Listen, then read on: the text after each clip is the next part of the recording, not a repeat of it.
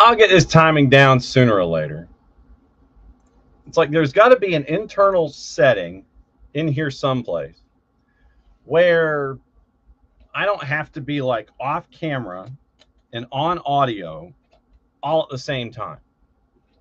I'm just thinking. Like you said, that's just me thinking out loud. Oh, forgot our backboard here. Okay. It is me and you and everybody. John here, you there. Thanks for coming by as you always do. And it is yet another week of SDH AM as we look at what's going on in and around the planet with this particular tournament. And wow, wasting absolutely no time. No time. Wasting no time as he becomes properly hydrated, because that's what you need to be in this situation. We bring in Abe Gordon, 92.9 The Game in the Odyssey app. You, sir, are you properly hydrated? I think so. I went through a tough run today, and I've drank in probably 2 liters of water today. It's humid out there, man. You gotta do what you gotta do. I needed a hydration break today. Yeah, and we're gonna have ours at 10 o'clock, as we always do at the midpoint. And so now that we have had a week pass us by in this particular tournament, where would you like to start with your discussions, sir? I'd like to welcome Spain officially to the tournament. Appreciate you guys showing up. Look, I mean, no surprise. And like we saw what Cabo Verde has done, obviously in the match yesterday as well. So maybe a little bit more out of Cabo Verde than you thought from the original match of Spain. It wasn't just all about Spain. But look, we talked about it. They took the match off. They probably underestimated their opponent. They're not the only team to do that. I could go through a list of teams like Portugal, who I think maybe didn't do what was necessary to win their opening match. And, we'll see if Portugal can turn it all the way Spain did, because that was an absolutely beautiful first half yesterday. And then they kind of just cruised, played smart, not pick up too many yellow cards, stuff like that throughout the second half. But obviously a great crowd in Atlanta. So Spain officially, that's what was supposed to be in the first match, is a showcase of this is why they're among the best teams in the world. And certainly you saw that. And just some really fun matches since the last time we talked, obviously the US and Australia, but I was at the Braves game Friday night. I was watching Brazil on my phone, and they did the darn thing. Like, they were outstanding. Netherlands over Sweden was impressive. And I couldn't tell you, man, I was broadcasting on Sunday, and Ivory Coast takes a lead, and they hold the lead for a long time against Germany. And it's one of those results that would have, and probably more than any other match, if Ivory Coast, even if they just held to a draw, but if Ivory Coast had taken that 1-0 win all the way through time with Germany, it would have flipped that group entirely on its head. Unfortunately, they were not able to. They'll still have an opportunity to move on, but really inspiring stuff from Cote d'Ivoire. Yeah, and wow. Okay, so that might be why. What do you know? I'm like, it's weird. Okay, let's see if that's any better, because apparently I sounded like I was in a cave going out on the podcast. So I think I might have let me know if the microphone is better. So there we go. Yesterday. Now here in Atlanta, and I know that there's been all kinds of smack about the crowds and everything, capacity. I think it was 230,000 folks that have been at the first 3 matches here in Atlanta. So obviously, there are issues with getting people in the door. It's funny because I was reading something just that all of the matches in all of Canada, US, Mexico, and like the match capacity was like 98.4%. Maybe it was 99.4%. And I'm not surprised. Like, I know everyone made a big deal of the hotels and Airbnb and the tickets. I'm like, man, that pricing is going to drop when the games get here. It's going to be rocking. It's been super cool to see various nations and fan bases take over the streets of various cities It was funny. I saw a photo. I'm assuming it was from Times Square last night. I guess I could look this up real quick and see Go ahead. where Norway's going nowhere. Norway's playing in the New York, New Jersey stadium there at East Rutherford. And I saw a photo of Times Square that just had, I don't know, 10,000 Norwegian fans, and they were doing their Norway row. And the comment was like, imagine you just travel by train to see Les Mis, and this is what you walk into. And I was like, this just it's pretty cool to see various fan bases take over the various cities. Well, and you saw what was the Dutch in Houston, and they were on Rice University's campus. I mean, imagine if you're like a Rice University kid and you're chasing after a PhD, and you're just kind of your head's in your book, and then all of a sudden you see all of these the Orange Army come walking through, and they're just coming right down the middle of your campus, and they're doing their hop from the side to side. And then apparently the Rice students, they were just like, yeah, we're going to dive in on this. And so interspersed in all of that orange, you see some of that Rice dark navy blue. Look, if anything, college kids will join for a party. So you and I are obviously in it, and we know what to expect on a daily basis. Like, I can't imagine being like a liberal arts student who's like not really paying attention at all to athletic endeavors, and just the World Cup now is at your back porch, and you're like, what is that banging at 10 a.m.? It's like, oh, that's the entire armada from Spain heading down to the stadium. There are people in various spots in this country who are like, why is this happening, or why is that happening? Just fully ignorant of the fact that the World Cup is going on. Because of how I work sports wise, like, I don't even know what the direct comparison is. Like, maybe if I was in like Milan and it's Fashion Week and I just start seeing random people, I was like, well, what are they doing here? Like, I guess I could be ignorant to that, but like, it's amazing to think of people who like didn't know it was coming. Like almost like it snuck. We've been counting down, right? We've been watching qualifiers. We've been watching ramp ups and friendlies or exhibitions, whatever you want to call them. We've been waiting for it. There are people who's like, it just snuck up on. And that's almost the funniest reaction to me is people in Boston just at their local pub. It's like, why is it packed here? It's never packed here. What's going on? And you mentioned Boston, and thank you for reading my notes. How in the hell can Boston not have enough beer for the Tartan Army? How can you not think that the Tartan Army, with all the time they're going to spend there in Foxborough, isn't going to drink you out of all of your beer? How can you be a Boston bar owner and not think that you're going to have nothing left and you're going to have reinforcements? I have two comments here. The first is maybe you presumed they were drinking whiskey and they were drinking scotch, and that was going to be the go-to. And maybe you ran out of beer, but now you have like 50 barrels of scotch you got to find someone else to drink because they didn't drink it. And then, like, I mean, to be fair, it's not like we haven't seen like the LSU Tigers like go out to Omaha and drink the College World Series out.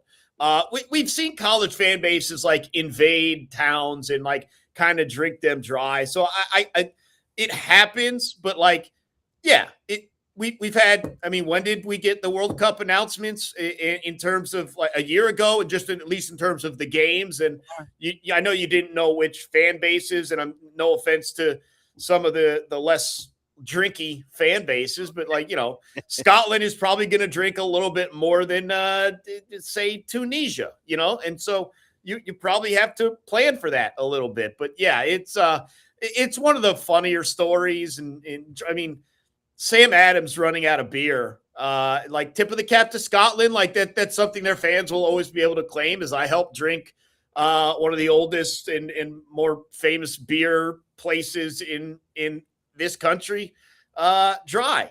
So it's, I find it funny, but I would be also equally, if I were there and I was like, well, no, it's like 7:50 p.m. Like we're not done drinking. So like, I don't know, figure it out, man. You're done drinking because we don't have any more beer. Well, then fine, I'm walking away and I'm going to the next establishment where I can't.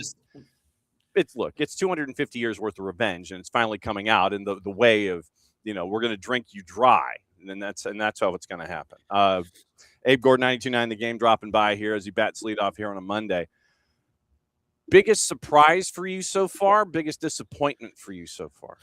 Yeah, I was going to say surprise and disappointment kind of all wrapped into one, and I think that's Ecuador. This is a team that now has gotten 0 points or rolling through it. Maybe they have one. I'm trying to think back. They drew with whoever it was. With Curacao. That's what it was.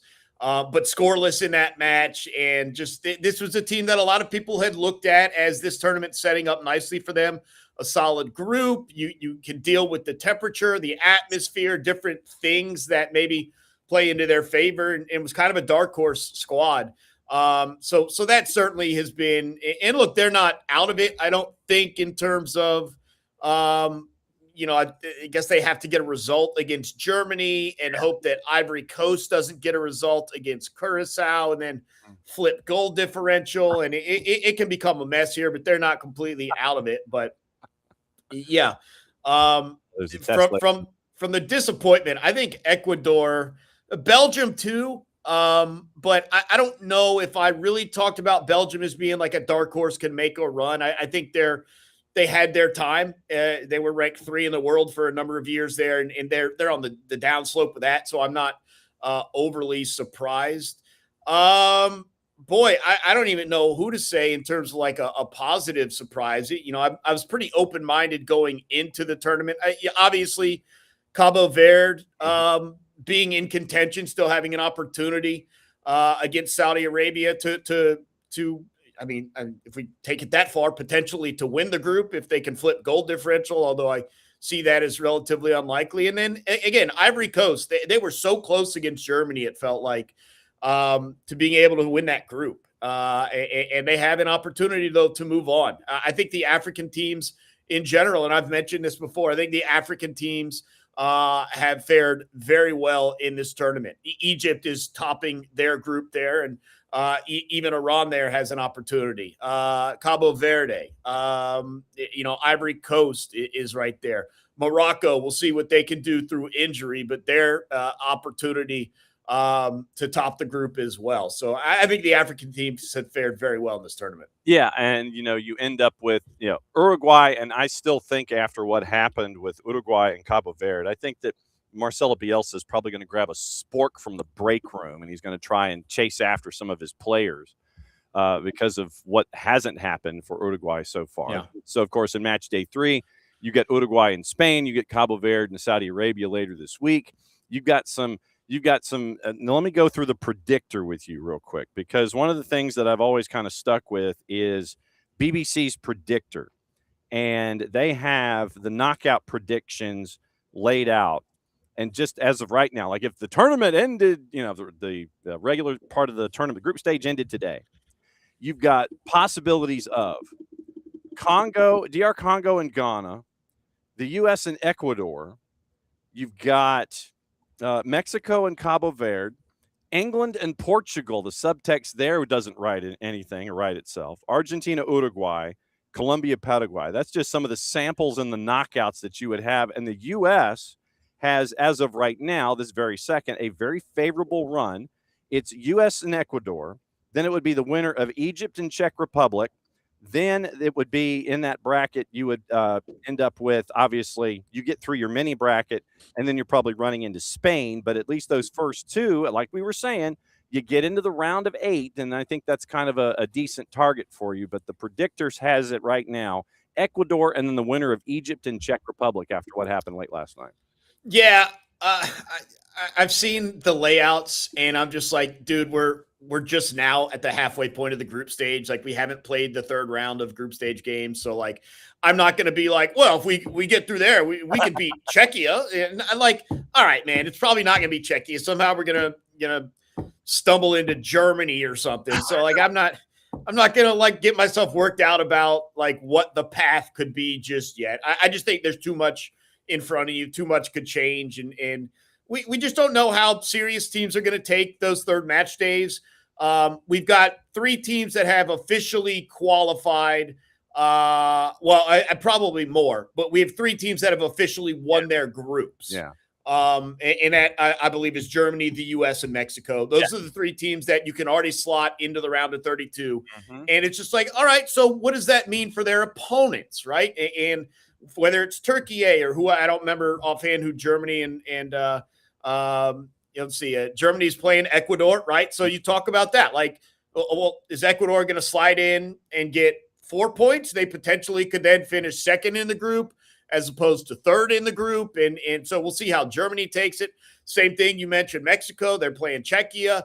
Czechia, maybe they get up to 4 points. Maybe Korea ties South Africa. And then you have the goal differential debate there. And so it's just too much to go on here in terms of like, this is the path. Like I'll wait. And then when I can fill in the entire bracket, I'll fill in the entire bracket. But I mean, let's not get too excited. Let's not put the cart before the horse. And one of the concerns would be like in Ecuador, a team that we all kind of jumped on at the start of this tournament as they're going to be a real problem for someone when they get through the group. Well, now we're trying to be like, bury them because that problem is now for the United States. So I wouldn't necessarily be looking forward to facing Ecuador.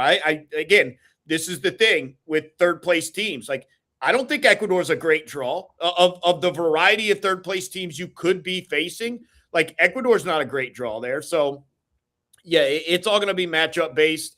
And quite frankly, I'd much rather face Ivory Coast or certainly Curacao as a third place team if Ecuador could get a win, over Germany and advance as 2 in the group. So yeah, we'll see how it plays out. But I'm not going to get excited yet about the path, especially if we've talked up teams that might be problematic for others, and all of a sudden they're a problem for us. And the way that things are, for those that may not remember, the tiebreaker first and foremost is head-to-head. Yeah. They changed that this year for this tournament. So you, in theory, could have a fourth-place team in a group, and you have groups of chaos, and we have 2 of those. You could have a fourth-place team literally in a group because of the head-to-head and the points, and then going down into your tiebreakers. You could have a fourth-place team in a group of chaos come through, and they would make their way in because of tiebreakers. So somebody better be a damn good mathematician, especially after match day 3 this weekend, to try to figure out what's going to happen, because I have a feeling that you're going to have mathematical chaos in trying to figure out what's going to happen in the knockouts. And you're going to have some folks that are going to be pretty mad, and some folks that are going to be sitting there going, well, we escaped that. Well, like I mentioned to you at the start of the tournament, like just find out a mathematical way to figure this out before you get down to the yellow card accumulation and fair play. That's the one I really don't want deciding and ending someone's tournament. That's the one that's going to bother me. Goal differential, goals scored, head to head, whatever that may be. You got your tiebreaking procedures there, but yeah, don't let me get into, well, they had 5 yellow cards and you had 4 yellow cards, so they're out. I don't want that. And the idea of unscrewing a ball in a jar, like that never did anything for anybody. Frozen envelopes and all that kind of stuff. So we have this to look forward to as we head toward match day 3. What's your plans this week, my friend? Well, I'll tell you what, I love a pair of matchups today. It's great to see France again. It's great to see Argentina again. That 8 p.m. game, though, Norway and Senegal, goes a long way to deciding how things are going to play out in that group. So really looking forward to that one. I can't wait to see England again. Ghana surprised with 3 points on their first match day. So just a lot of, again, we're only halfway through the group stage, and you're starting to see the situations, the scenarios heading into those final group stage games, but looking forward to that. I am going to Pittsburgh for a baseball trip with my dad Thursday, Friday, Saturday, Sunday. So I'm going to have to find the remote battery charger and be carrying that so I can stream all these games on my phone while sitting at PNC or some of the minor league stadiums we're going to go to. But I certainly will be paying attention to what's going on. I think for the good news, the U.S. not only has a late game Thursday, but essentially meaningless. And so I've been asked a couple of times, I'm sure you've discussed it too. You're sitting Pulisic, you're sitting everyone with the yellow card. And if you want to have the conversation of, well, is there any concern about losing momentum, losing confidence? What would a negative result do for the team? That's a risk I'm willing to take. I'm not losing anyone I don't need to lose heading into the round of 32. So again, some guys are going to have to start just because numbers are numbers. But anyone that's on a yellow card, they're hitting the bench for me. There's no reason in my mind to get Pulisic going until he's back to 100%. There's just not worth the risk. So you don't need the result, and that's good news that they did their job and they got some help in their group as well. A couple of different times. And so job well done by the U.S. men's national team, Pochettino, and we'll see how it wraps up for 32. So you spent $7 on getting a good seat at PNC, I imagine. I don't think folks were knocking on the door there. What minor league parks are you going to? I actually don't know the trip at all. I never pay attention. I think I know we're flying to Pittsburgh, where at some point we're going to see the Andy Warhol Museum. We went to PNC Park long time ago, like maybe it's third or fourth season being open, and so we haven't gone back in a while, so checking that out. But yeah, I don't even know the minor league teams. I just go where they tell me. So but it's always fun, always look forward to it. We'll try not to put on too much weight trying out the minor league monstrosities that they offer. Well, you have to. I know. You can't go to a minor league stadium. You can get away with this at the majors, but you can't go to a minor league stadium and just have a regular hot dog. No, you have to go to a minor league stadium and get the hot dog that's on a pretzel bun that has mac and cheese on it, that's sprinkled with brisket or whatever they're going to do for you. So, I always make sure I get, essentially the weirdest food item I can find at the minor league stadiums, and they usually deliver, but they also deliver carbs and fat and all that sort of thing that I have to run my way back through. So, oh boy, Hacksaw Jim Duggan is at the Altoona Curve game on the 26th. We've been to Altoona. We've been to Altoona before. I don't think we're going there again. We went to Altoona on a different trip. It wasn't Pittsburgh, but we went to Altoona, Harrisburg, a couple of others. We love the minor league stadiums are often the highlight of the trip, more so than the major league stadium. I do need to look up the Paul Skeens possibility and see if we get to see him, though. There you go. Lock that in. Safe travels. Have fun. Come back and tell good stories, okay? Yeah, sounds good, John. Appreciate it. There he goes. There's Abe Gordon, and he's properly hydrating, and he's going to go see minor league baseball. That's what I like.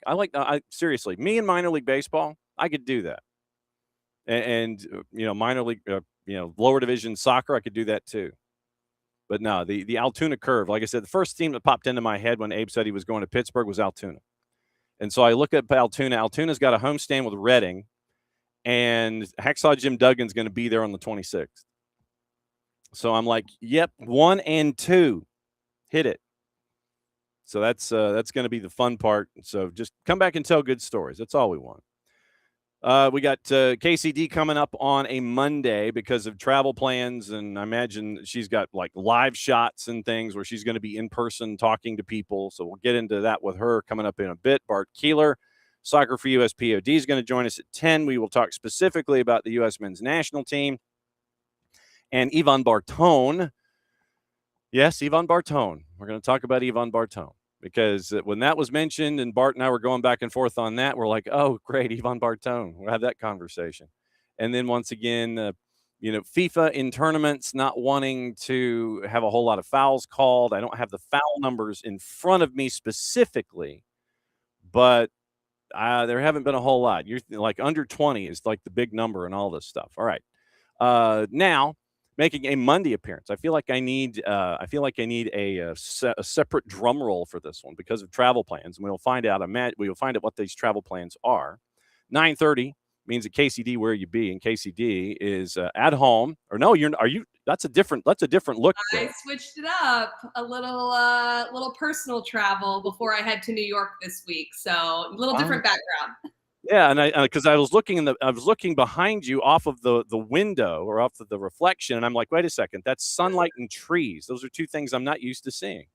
Exactly. Sometimes you just need a little getaway and then a little relaxation. So thanks for having me on a Monday. I appreciate it. No worries. I thought that this was going to be outbound travel, but you're already outbound before you get to do live shots. Who are you doing live shots with this week other than us? Oh, well, I've done a little NBC News earlier today, and then I'm going to New York tomorrow. So going to do a few things there to be determined. So we'll see. Okay. When you look at the tournament so far, I've got a couple topics in my head. We can go whatever direction you want. We can talk about the USMNT. We can talk about them through first 2 games heading into a third. We can talk about surprises. We can talk about disappointments. We can talk about anything. And specifically, obviously, today you've got the big guns coming out 1, 2, and 3. Where do you want to go? You've got massive topics to get into. I will let you drive today. Oh my goodness, I get to drive. Uh-huh. This is great. Let's talk about today's games first, just to get into that, and then we can kind of go back. Right on. All right, so let me get the juice boxes out because folks pay attention to those things. Though I'm very bad at it, so I don't even get there. So in the World Championship juice boxes today, 1 o'clock, Argentina and Austria. No surprise, Argentina is a -217, big favorite. Austria is a +650. At 5 o'clock, friends, I have to get that drop from Stevie. -1111, by the way, and Iraq is a +3,300. Then Norway at 8 o'clock Eastern against Senegal.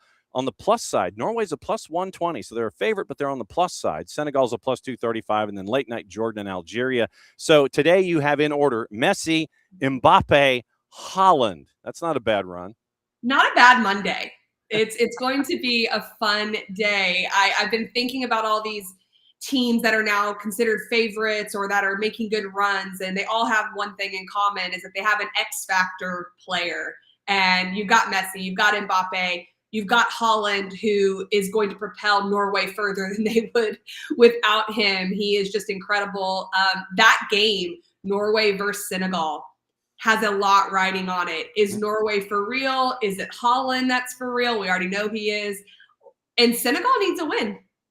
Plain and simple. Senegal is going to have to come out and put themselves in a position to potentially at least be in third place. So I'm excited for that game more than any game today, just to see what happens between those two teams. Did you just see Owen moving, by the way, in the background? Yeah. Not sure if you saw him. Yes, so what? Doesn't matter. He came with me. So yeah, I'm very excited about that Norway-Senegal game. Right now in Group I, Norway and France up top. Sorry, France ahead on goal difference, but number 1 is head-to-head. So Norway and France right now at 3 points. Goal difference has Norway up top. Senegal and Iraq both looking for their first wins. They lose first time out, and they are at no points in Group I. France, you anticipate, is probably going to put up a number against Iraq, and that we're going to hear from Graham Arnold later in the show on that one. But Norway and Senegal, that one's going to be the heavyweight battle in Group I, which leads us to Group J, and you have Argentina and Austria. And, you know, when you're 38 years old, almost 39, like this Messi character, and he's doing what he's doing, basically taking Algeria in the South. I mean, I don't know if when you were growing up in Texas, they talked about the switch or the whooping stick, but Messi went out to the backyard in round number 1, in match day number 1 at Arrowhead, and he basically told Algeria, okay, find your own switch, and I'll hit you with it. And so that's what happened there. He gets the hat trick. And the thing is, for me, 80 minutes are gone. It's 3-0. And Lionel Messi has decided, yeah, I'm good. He's checking himself out. He's not staying 90 minutes now. It's like, okay, game's under control. Y'all got this. 10 minutes to go. He's like, yeah, I'm out. Takes off the captain's armband and gets subbed out. He's resting himself here. This is crazy. Messi's incredible. And what we saw in that first game versus Algeria was incredible. Full stop. Forget his age. That was an incredible performance. He shoots from distance with power. He's more alert than anyone in the box for a tap in with composure, by the way, not as easy as it looks.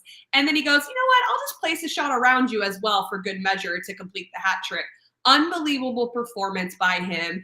And he deserves to be able to take a seat and be able to sit down and rest for the next game. He's incredible. Argentina obviously still depends on him, and he can change a game. That's what you need at the highest level, not just someone like Messi, but someone who can change games, and he's the ultimate best at that. And nothing like being able to go to the bench. It's like you're subbing folks out and you can bring in Julian Alvarez and Nico Paz. I mean, that's just not fair Tough. points. Tough life Argentina has. Scaloni's just like, all right, so what am I going to do here? I got 10 minutes to go. You look at this roster and you're sitting there going, okay, the only thing missing is like Zico, I mean, it's. Or he's like Zach Galifianakis in The Hangover, where all the numbers are going. It's all the players, and he's figuring out how do I keep them all happy and get them all onto the field because there's definitely a lot of riches there on that roster. Okay, so since you opened that door, let me go here. Portugal and Cristiano Ronaldo. The point was made on TV by Thierry Henry about specifically where Cristiano Ronaldo is concerned, that Roberto Martinez has him as a 9. They've got him up top, and he hasn't really been a 9, unless he's been a 9 in the Saudi League, which no one's watching, and maybe he's doing that there. I don't know. But you're still having this issue of having to go through Cristiano Ronaldo. And there were times when they were on offense in match day 1 where he's getting in the way. It's like he wants to be his scoring self, but dude, you're the striker up top. You've got to let Bruno Fernandes do his thing over on the wing. You can't step in the way and all this kind of stuff. It's like working around. You're having to work around Cristiano Ronaldo. The players have said, post-match in an MD and match day -1 press conferences, we know we don't have an obligation to pass to him. Although I would think subliminally and in the back of your head, you probably do. When you look at Portugal, what do you see? It's not that Portugal doesn't have the talent in that attacking third. They have the players.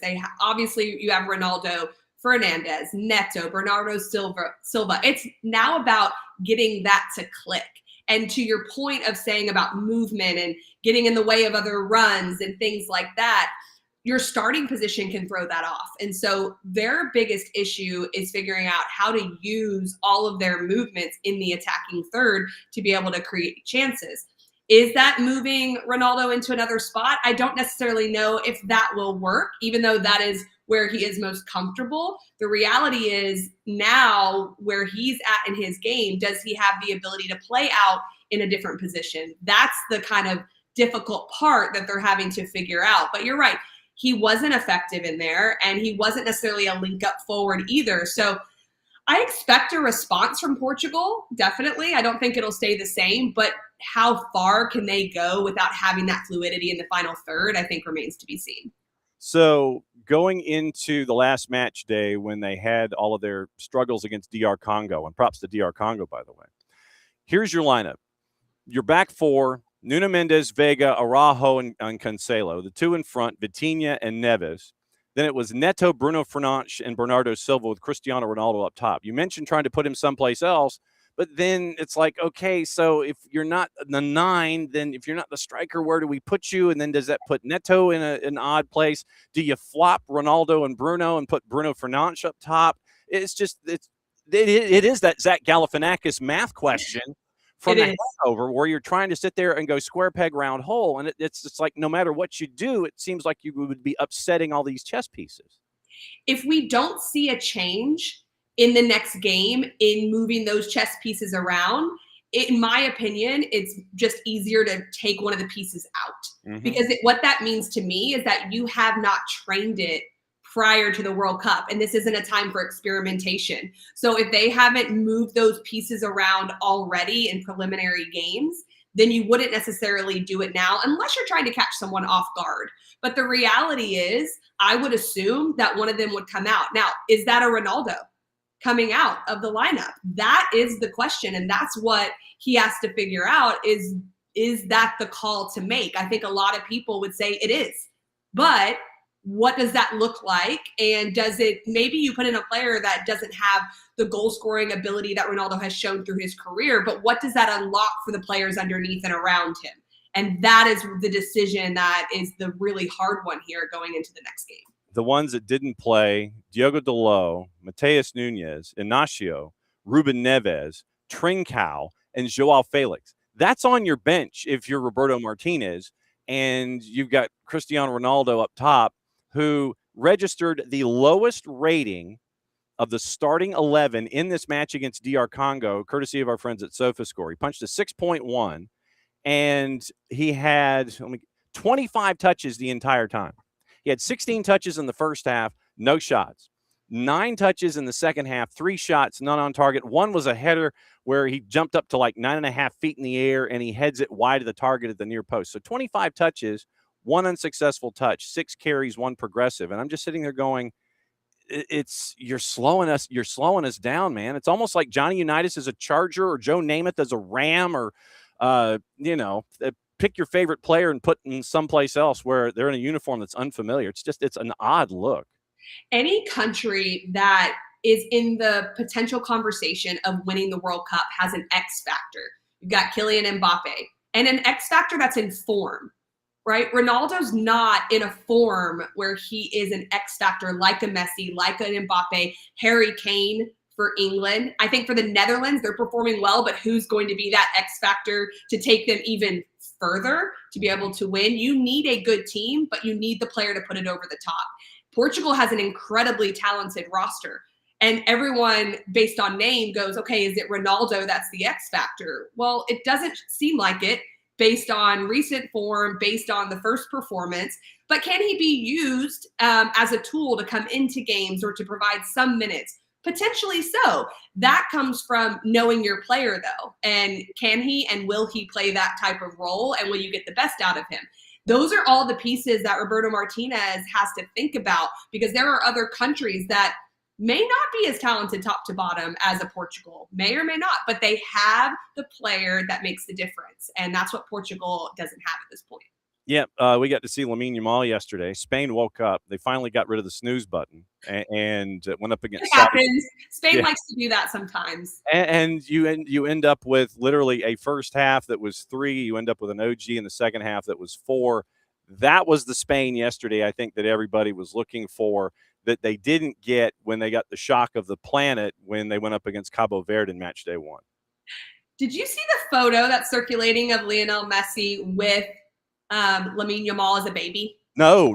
There is a photo that's out there, and I'm pretty sure it's confirmed and like a thing. I don't know, with AI and craziness, who knows? But apparently that he did a photo shoot his first year at Barcelona. They did like things with like a charity with kids, and Messi got paired with Lamine Yamal and his mom, and it was like posing with him. So they're saying Lamine Yamal is like anointed by Messi as the player. It's hilarious. But anyways, all that to say, Lamine Yamal, fresh, coming in, another X factor. Mm-hmm. That's where Spain, if they can play the way we know they can, and you get someone like a Yamal, forget his age, he has it.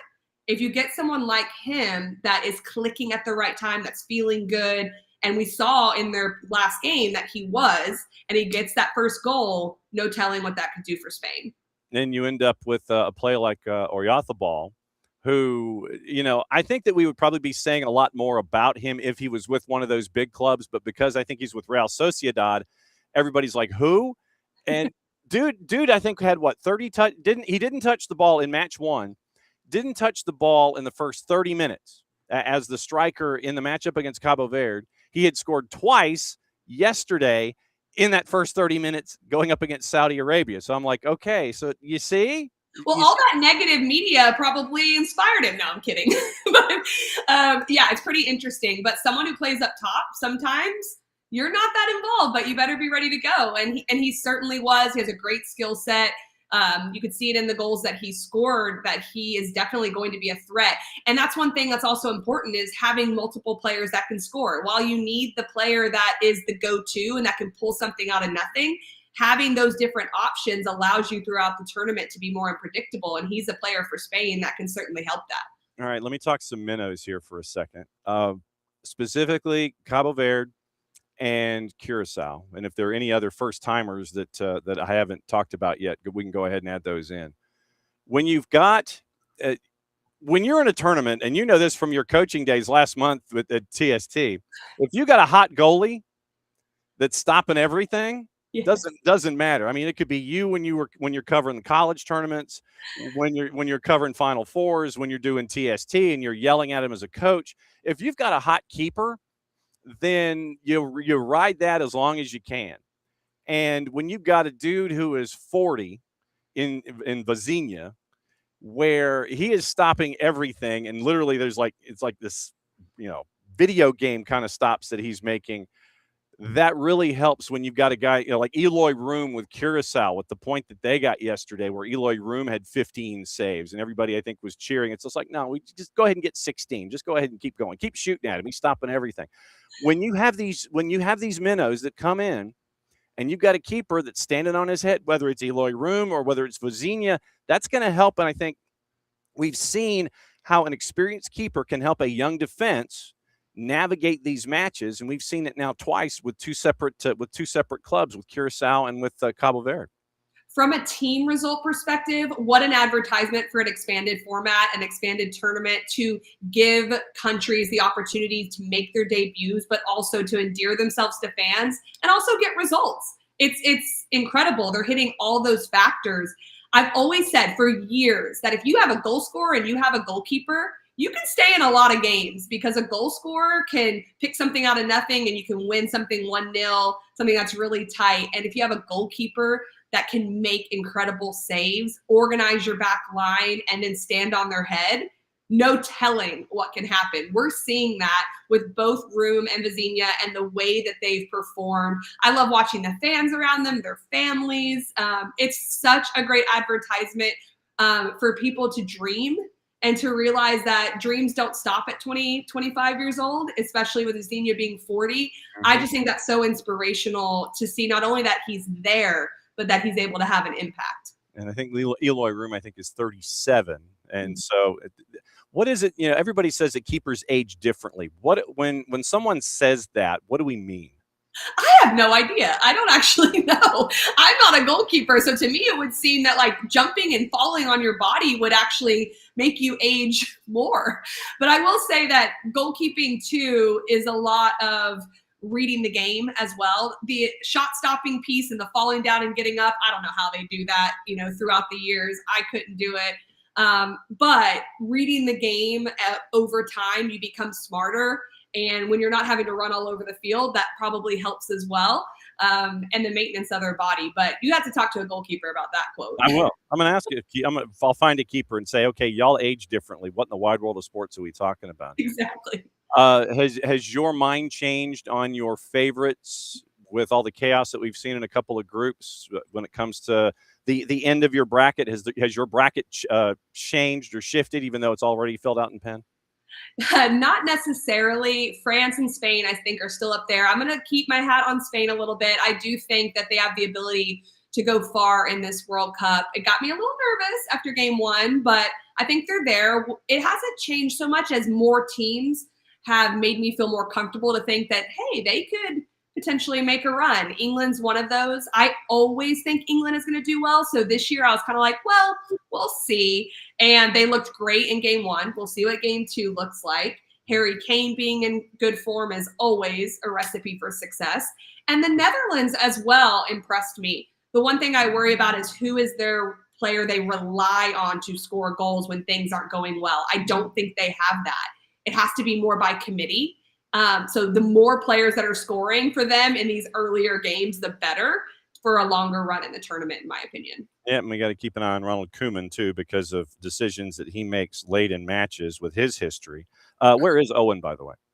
Oh, he's just laying over there. He's got his back turned to me, so I think he's annoyed that I'm on the computer again. He's giving me a cold shoulder, but it's fine. Wow. Cold shoulder on a Monday. Okay, so you're leaving wherever that sun is shining right now. You're leaving later today, I imagine, so you can head to New York. Yeah? Yes. Now, the weather's supposed to be crappy that you're flying into later today. I'm flying tomorrow, to be fair. Okay. So it should be okay. Yeah, because I'm watching the Big 55 over here, and I'm keeping an eye on everybody's travel plans. Because, today there's talk that the match with the match in the Meadowlands might have some issues when it comes to rain and delays and such. And so that's why I was triggering. It's like, okay, we'll keep an eye on things. So you're flying to New York tomorrow. You're going to be there for like 72 days, and then you're going to go back home. And so, wait, so if Owen is there and he's not going with you, who's keeping an eye on Owen? Home. Are you trying to get all my travel plans here? I'm comparing dog sitting notes, actually. No, I will be home before I fly out tomorrow. So I've got my dog sitter all lined up. He's taken care of. You know, I mean, he runs the house. So Yeah. let's be real. Yeah, the rowdy man's upstairs. He does the same thing. So just be safe. Have fun. May all of the instructions that go into your ear, may they not conflict, like for the HAL 9000, and may all of your segments go as well as they always do. It's always great to see you and catching up on stuff and getting your thoughts. And we've got to get that whiteboard up and running. When you're I know. Indoors. Thanks for having me on. It's always a highlight, and thanks for moving to Monday. I appreciate it. No worries. Just be safe. We'll see you next week. Sounds good. Bye-bye. There goes Kacey D and the Globetrotting. Miles and points. Hopefully she's getting all the miles and points out of this. Bart Keeler coming up in about 10 minutes. So let's go over what happened yesterday. And we've got highlights and stuff. So yesterday on a couple of different fronts, once again, it was that day that we were talking about late in Kacey's segment where the Spain, I think that a lot of folks were anticipating, they showed up. Just to kind of give you an idea, it started early. Lamine Yamal with the goal, courtesy of our friends at FDP Radio, and on the call, it is Jesus Acosta. Realmente, sí. 8 mínimo. Se cobró el tiro de esquina, la gana fuera del área. Dani Olmo le pega por encima del arco defendido por Mohamed Al-Owais. Es saque de meta para Arabia Saudita. Es un equipo sin capitán, sin alguien que lidere en la cancha, por eso existe la Ford F-150 para ayudarte a mantener el control en cualquier situación. Una razón más por la que en los Estados Unidos los hispanos manejamos más camionetas Ford que cualquier otra marca. Ready, set, Ford. Sacaba la pelota el arquero Al-Owais, balón en la mitad de la cancha para que recupere al Caibari, pero hay una infracción. Porque frente a una defensa que está casi toda dentro de su área, muy cerrada, la media distancia puede ser una variable. Tiene que variar todo el tiempo. Y creo que llegaron los centros más desde la línea de fondo, ¿no? Porque si centro, mete un balón alzado, Jesús. Oyarzabal que se mete en el área, la mete por el centro, remate al arco de Yamal, se metió, balón adentro, golazo.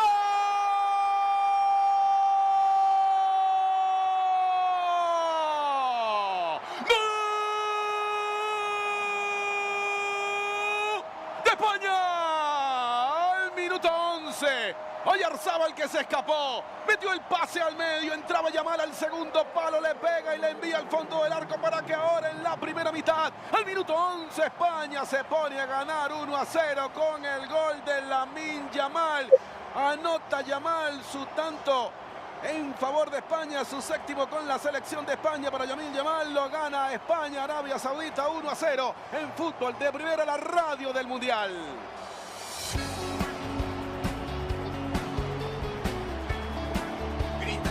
There you go. So they went into their promo. I cut that way too long because you also got an ad in there for Ford trucks from our friend Andres Cantor. So Lamine Yamal scores in the 11th, and it was on from there. You had a goal by, let's see, you had Oyarzabal scoring in the 21st, and then again in the 24th after Lamine Yamal scores in the 10th, and then you end up with a goal in the second half that was flipped to an own goal. Initially, it was credited to Marc Cucurella, but it ends up as an own goal by the time they were done. 4-0, and that was the day pretty much for Spain in front of an announced crowd of 68,239. So 68,239 in the building, and it was loud. Spain gets the win. They're up to 4 points in the group, and Uruguay and Cabo Verde, they're at 2 points in the group with 2 draws out of the block. Saudi Arabia right now, they are at 1 draw and 1 loss. They need a win, and they need some help in match day last. So what happened in that other matchup? It was a moment of first, a match of firsts. And it started off with a free kick. And here is that free kick once again, courtesy of our friends at the Telemundo. JP De La Camera got to call the U.S. version over on Big FOX. And it makes sense that from an English language perspective, for a Hall of Famer to get to call a moment for a team like what we have seen with Cabo Verde, to be able to get that moment in for JP De La Camera on the English language side, very cool. Here's how that free kick was called on the Telemundo Deportes broadcast once again, thanks to our friends there for breaking it down for us. And here's how they described this moment of history for Cabo Verde, the free kick from Kevin Peeney. Come on.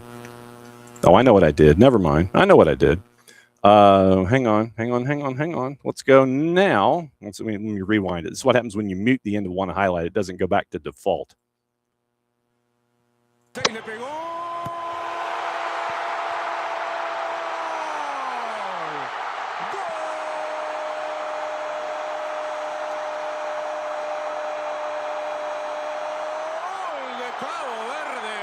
En el primer remate al arco del partido del equipo africano se rompe el cero en Miami.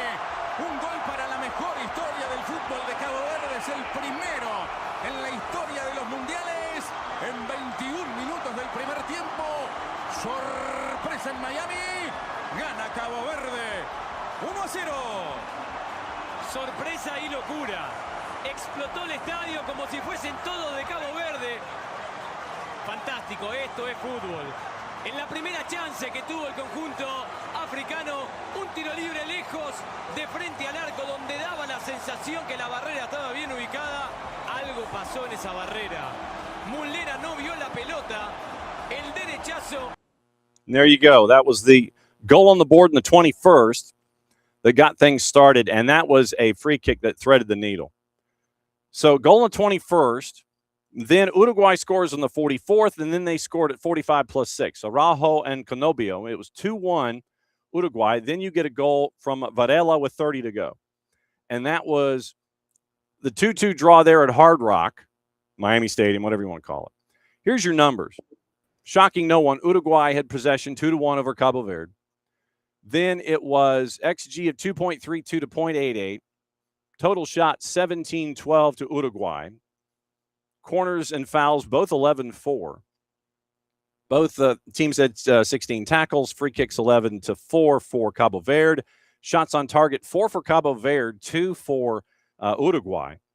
Then it was obviously shots off target, 8-4. Shots inside the box, 9-2 Uruguay. Shots outside the box, 10-8 Cabo Verde. And going into a couple of the defensive numbers, it was Cabo Verde winning your ground duels about 59-41, 39 out of 66. Aerial duels went the way of Uruguay. Dribble successful 12-7, and the overall passes in the final third. Once again, this is indicative of how Cabo Verde wants to play. 21-45 on the day for Cabo Verde. They scored twice. Then passes in the final third for Uruguay, 142 of 197, and they scored twice. Crosses 4-2 on the day for Uruguay, but I still think that I would love to know what Marcelo Bielsa told him in the locker room after the match. I think it was probably something along the lines of, y'all are walking home. You're walking back to the hotel. So you end up with that matchup going 2-2. Cabo Verde, and Jason had said this, he thought that Cabo Verde could make their way out of group. We're going to be catching up with Ali Haworth, I think, tomorrow afternoon on tape, and we'll run that on Wednesday. Ali is on this particular side of the Atlantic, and we'll catch up with stuff with Ali about what his coverage of Cabo Verde has been like, and we'll go from there with that. Then the other two matchups, obviously the late ones that were last night, you end up with Egypt and New Zealand. Egypt and New Zealand late was 3-1 to Egypt. Mo Salah with the goal there. We have that goal. We might play it later. We also have some sound from Darren Baisley, the head coach of New Zealand, after the match is over. Belgium and Iran goalless. And a lot of folks are souring, like Casey D is souring on Belgium right now. The idea is, you kind of have to score goals to get points, and Belgium isn't. Belgium and Iran draw. Spain 4-0 over Saudi Arabia. Uruguay, Cabo Verde 2-2 draw in Miami. Egypt and New Zealand in a packed BC Place, 3-1 in Group G, and that's where we are. So it is, by the way, it is now the top of the hour, getting close anyway. So I'm going to bring in Bart Keeler, and it is now time for our hydration break, brought to us by our friends at Local Vine, Beer, Wine, and Liquor, 2 locations, Johns Creek and on Cobb Parkway. So now we properly hydrate ourselves. And we welcome Bart back from his sojourn where you, sir, You made it to Seattle and you made it back. Welcome back. How was the trip? I did make it to Seattle and I did make it back.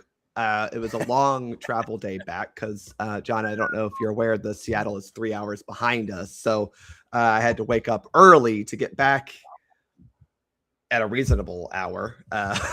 So it was an early wake up call the day after. And if you can tell, the day after, screaming my lungs out for 90 minutes. And especially the U.S. having the opposite problem that Belgium is having. We're scoring a bunch of goals in this tournament. Yes. We will discuss the tournament on the whole. And the dude that as you were in Seattle and you are texting me furiously about a particular individual. And that's where we get into reffing. Yeah, we have to talk about that and reffing down here. Reffing down here with Yvonne Bartone. It's like Yvonne Bartone. Oh, that dude. Okay, so we'll get into that. You look at first off, and I want you to almost walk this with me here as both your Soccer for US person and then the person who was there as a fan, because obviously you're in the building. And what was it like there in the building? Was it as electric as it seemed that was being projected on television, or were they even selling it short?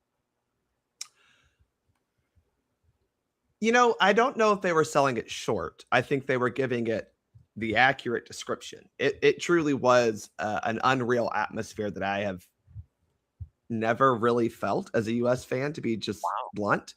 Wow. Mainly because in Atlanta they decided to shit the bed. So we didn't. There's the E rating for Monday. Attaboy. Okay. Well, what else do you call it when you do that? Sorry. You could use our ish term, but okay, you just went straight to it here on a breakfast. You're all good to go. You should just have a beep button ready for me. Maybe I need to have one. What? Yeah, if I hit a bleep button, then we'd be okay. Yeah, I'm right there. I'm right there. But it really was electric, John. It was an early day. I do want to say that it was an early day, which a lot of people had feelings about. I didn't mind waking up at 7:30 to start preparing for the preparation. And that was, I think, the thing that stood out to me most was the day before, which I got in on Wednesday, saw some U.S. fans flying in on Wednesday, saw a good number of U.S. fans around on Thursday, the day before the game in Seattle. But it wasn't like, oh my gosh, the red, white, and blue have taken over Seattle. And I kind of rationalized that to say, well, yeah, the people who live here aren't necessarily going to be wearing all they didn't pack 5 jerseys like I did to wear, for 3 days. But when I woke up Friday morning and first off, we took public transit, which was, shout out to Seattle for having actually good public transit. Weird how that makes a match day experience better. Folks on the bus wearing red, white, and blue. We got off near Pike Place Market. It's just a swarm of American jerseys. And to be fair, a lot of Australian jerseys, I don't want to sell them short. They were out in numbers too, but you could feel the energy building. I mean, we started at 8:45 in the morning when we got outside. So it really did have that electric atmosphere from the time you woke up until, we didn't go to bed until late to be. we were celebrating the whole day because it just was such an incredible day that we got to share for the first time for a lot of people. And we'll get to this, I think, later on, or maybe in a full Soccer for Us episode. But it was the first time you've been able to truly celebrate the USMNT with this amount of fans who were just living in the moment.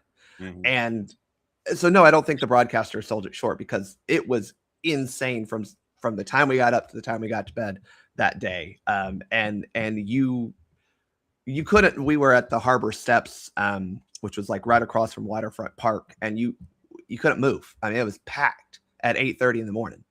And I think that's just a testament to whatever is going on right now with this team. People are getting on the bandwagon, which is great. Welcome. But it was something I've never really experienced before as a U.S. fan. And the starting 11 was pretty much your peak starting 11 going forward. It is Matt Friesen net, 3 at the back, Reem Richards and Alex Freeman. We will have a bit of an Alex Freeman discussion here in a second. Jedi, Malik Tillman, Tyler Adams, Weston McKinney, Serginho Dest, and then Pepe and Balogun up top. Let me start up top. No Christian Pulisic. That was announced, I think, an hour and 45 before kick. So then you have 2 strikers up top with Pepe and Balogun. What did you think of that idea? Yeah, I thought it was interesting from Pochettino to go with a kind of a 2-striker setup. I don't think you could quite call it a true 2-striker setup, but it did play out that way a lot. But Balogun was a little more free-ranging. He was the chicken that lays the eggs that you want to buy at the grocery store. That's very Dutton Ranch for you to say that he was free-ranging. Yeah, very Dutton Ranch. I got to catch up on the latest episode because I missed that on Friday, obviously. But it did work in a lot of cases because I think it made sense for Pochettino to do that, knowing what Australia was going to do. Which, John, I don't know if you recognize this. I think their game plan was just to kick the opponent the whole time. Yeah. It looked more like an Aussie rules match, to be fair, in a lot of ways. I mean, there was a lot of grappling, a lot of pulling, a lot of shoving when the ball was in the air, which is how Aussie rules is played, apparently. Yes. And so I think from that standpoint, it made sense because you had your 2 big guys, and your 2 best strikers. I don't think either of them had a great game, but I don't think that was the goal. What it did was made those Australian defenders actually have to occupy a striker. And it left guys like Tillman, like McKinney and Dest, who had a field day on the right side. And even Tyler Adams had a lot of freedom in the middle of the field, found himself with the ball at his feet with going, oh, wait, how do I pass this ball? Because it's not something he does often.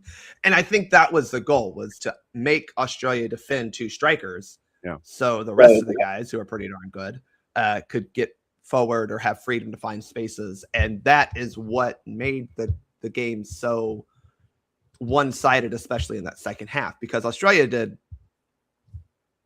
not a whole lot. And I think that was mainly because of that 2-striker setup. And look, if Christian Pulisic is healthy, I don't think you're doing that.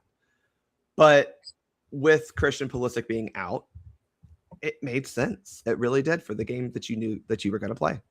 And I found, in staring at it when it's in front of me, it registers. It's like, oh, yeah, that did exactly happen. Every member of the Australia backline, short of Burgess, had a yellow card in this match. Burgess was credited with the OG. And what did Burgess have?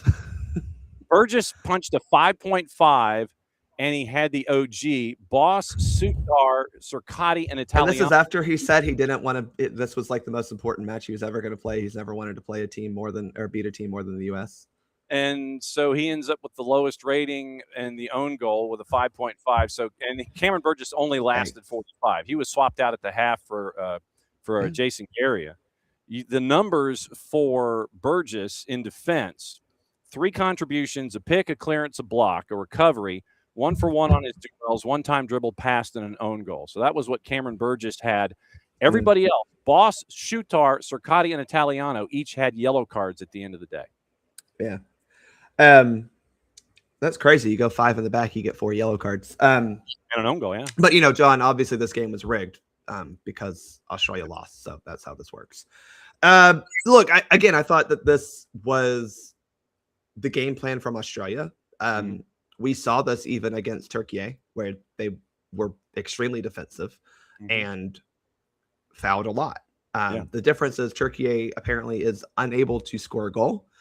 And the U.S. finds ways to put the ball in the back of the net. And it really does help when the opponent does it for you, which has happened twice in a row. And it happened in early settings twice in a row, which feels really awesome. If you're going to, to be frank, I think that's a great trend that the U.S. has. And I think what you saw from Australia was once they got turned, they were terrible at defending.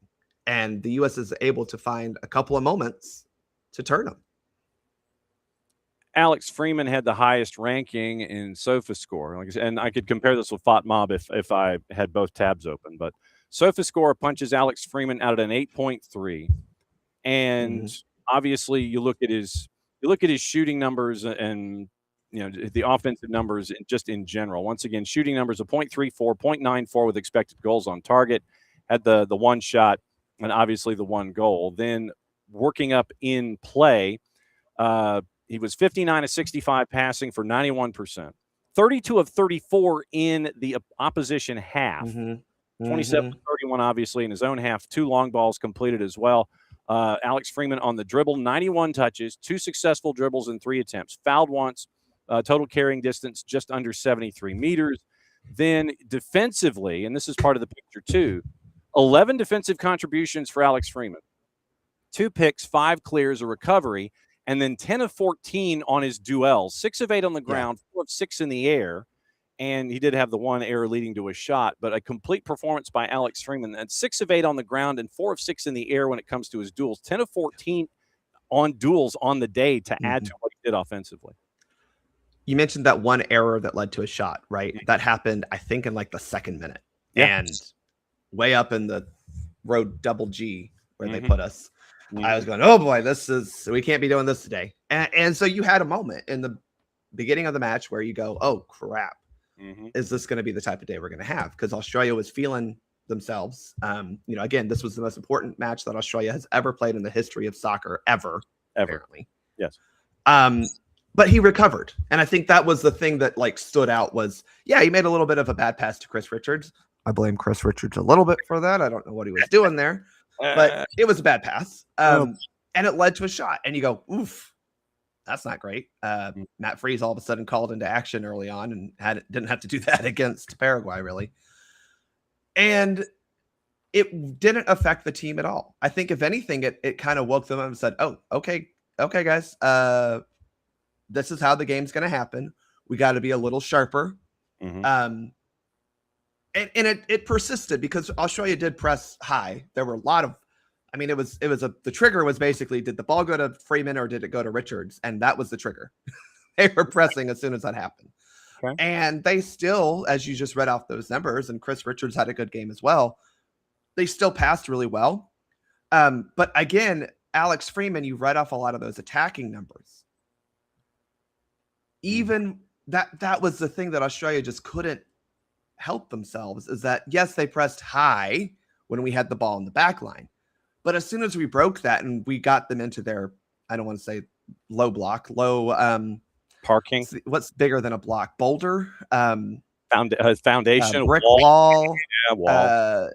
Whatever, the Great Wall of Westeros. And he was able to get forward. And that, again, I just think that was the flaw in the Australia game plan was, okay, so the U.S., we know, loves to set up in a formation that basically shifts into a 3-back. Maybe it is just a full 3-back system. Maybe. However you want to look at it. Yeah. But when you were so defensive, not only are you allowing Jedi Robinson freedom to get forward on the left side, which he did a lot, it allows Alex Freeman to get forward on the right side and combine with what was already given. And this happened. I'm shocked we didn't really score a goal off of it, but it did result in the free kick that led to Freeman's goal.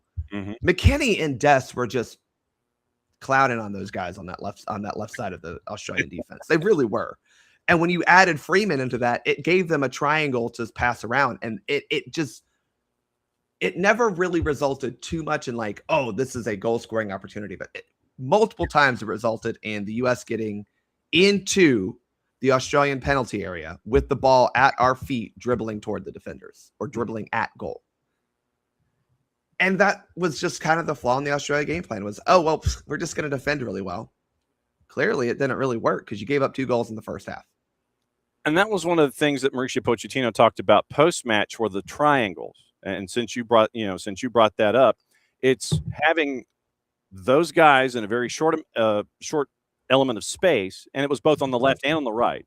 But you mentioned what was happening on the right-hand side. You had the triangles working on the left-hand side as well, and it literally was. It was not, let's think about what to do with the ball. It's like bang, bang, bang. I know my other 2 guys are here. Where's my outlet? Where am I going? And then it literally was, okay, forward, back quickly, over and over, and we're going to do it on this side. And the same thing's happening. It's like the decision making, it's starting, and I'm not going to say starting. probably has been because we only get to see the first 15 minutes of practice, but the decision making is there, and it seems to be more effortless and just more of a second thought than it would have been otherwise if you haven't been together for a while. Well, that plus, again, when you looked at what Australia was giving you in this game, they attempted to kind of go to the ball, but when you have those triangles, the decision making is easier because you know you have an outlet somewhere. And so, yes, training that is great because you do know exactly where players are going to be, or at least where they should be. And that was on display on both sides, and even a lot of times in the middle, because I think Balogun was a lot of times combining with either Balogun or Pepe were combining on the left side, but then the other striker was doing a good job of combining in the midfield with Adams and usually a center back, but it was still a triangle of sorts. It may be a scalene triangle. We're going to go back to geometry and figure out if that's what it is. Was it a rhombus or a parallelogram at points? No, they were definitely triangles. Maybe sometimes they were a little bit of a parallelogram or a rhombus, but it was nice to see the passing options that every player had everywhere on the field, even with a very condensed low block. You felt like the passes were made with the intent of breaking down the low block. Did your seat help you to give you an all 22 when you were looking at things? Yeah, actually it did. That was the only benefit of being that far up in the stands. Which I will say, Lumen Field, great soccer facility. The fact that the roof does cover, for the most part, both sides of the stadium, we were fully covered, so we didn't have to deal with the sun, which meant I didn't have to reapply sunscreen 5 times, which my pale butt was very happy for. I could understand a little bit why the players were getting hot and why the ref cramped up. It's never happened to me in a game, but I understand why he cramped up, because once we walked out of the shade and into the sun, I was like, oh, it is a little bit warm. And Seattle, like Atlanta, is not. It has humidity. They're surrounded by water over there, which was really kind of cool. It was nice. It was nice. I'm not gonna lie. So you've got Turkey coming up, and I'm probably setting up a lot of your content for the Soccer for US POD later this week. Mauricio Pochettino has said that you're probably going to be seeing some different dudes for the matchup against Turkey, and understandably so, because the yellow cards that have been issued so far, they reset after the round. And so, I thought that you might get cameos late, like somebody steps in for like a minute just to kind of get the engine warm as part of your 5 subs. But I'm thinking that the matchup against Turkey is going to be one of those where you might see Matt Turner, you might see different looks. How different are you anticipating, considering what we have been alluded to by Mauricio Pochettino? Yeah. Well, I'm on the fence about what to do with Christian Pulisic. First off, if he's healthy, I kind of think I want him to play, because I don't want him sitting for what would amount to 2 weeks. I don't think that would be good, but I don't know.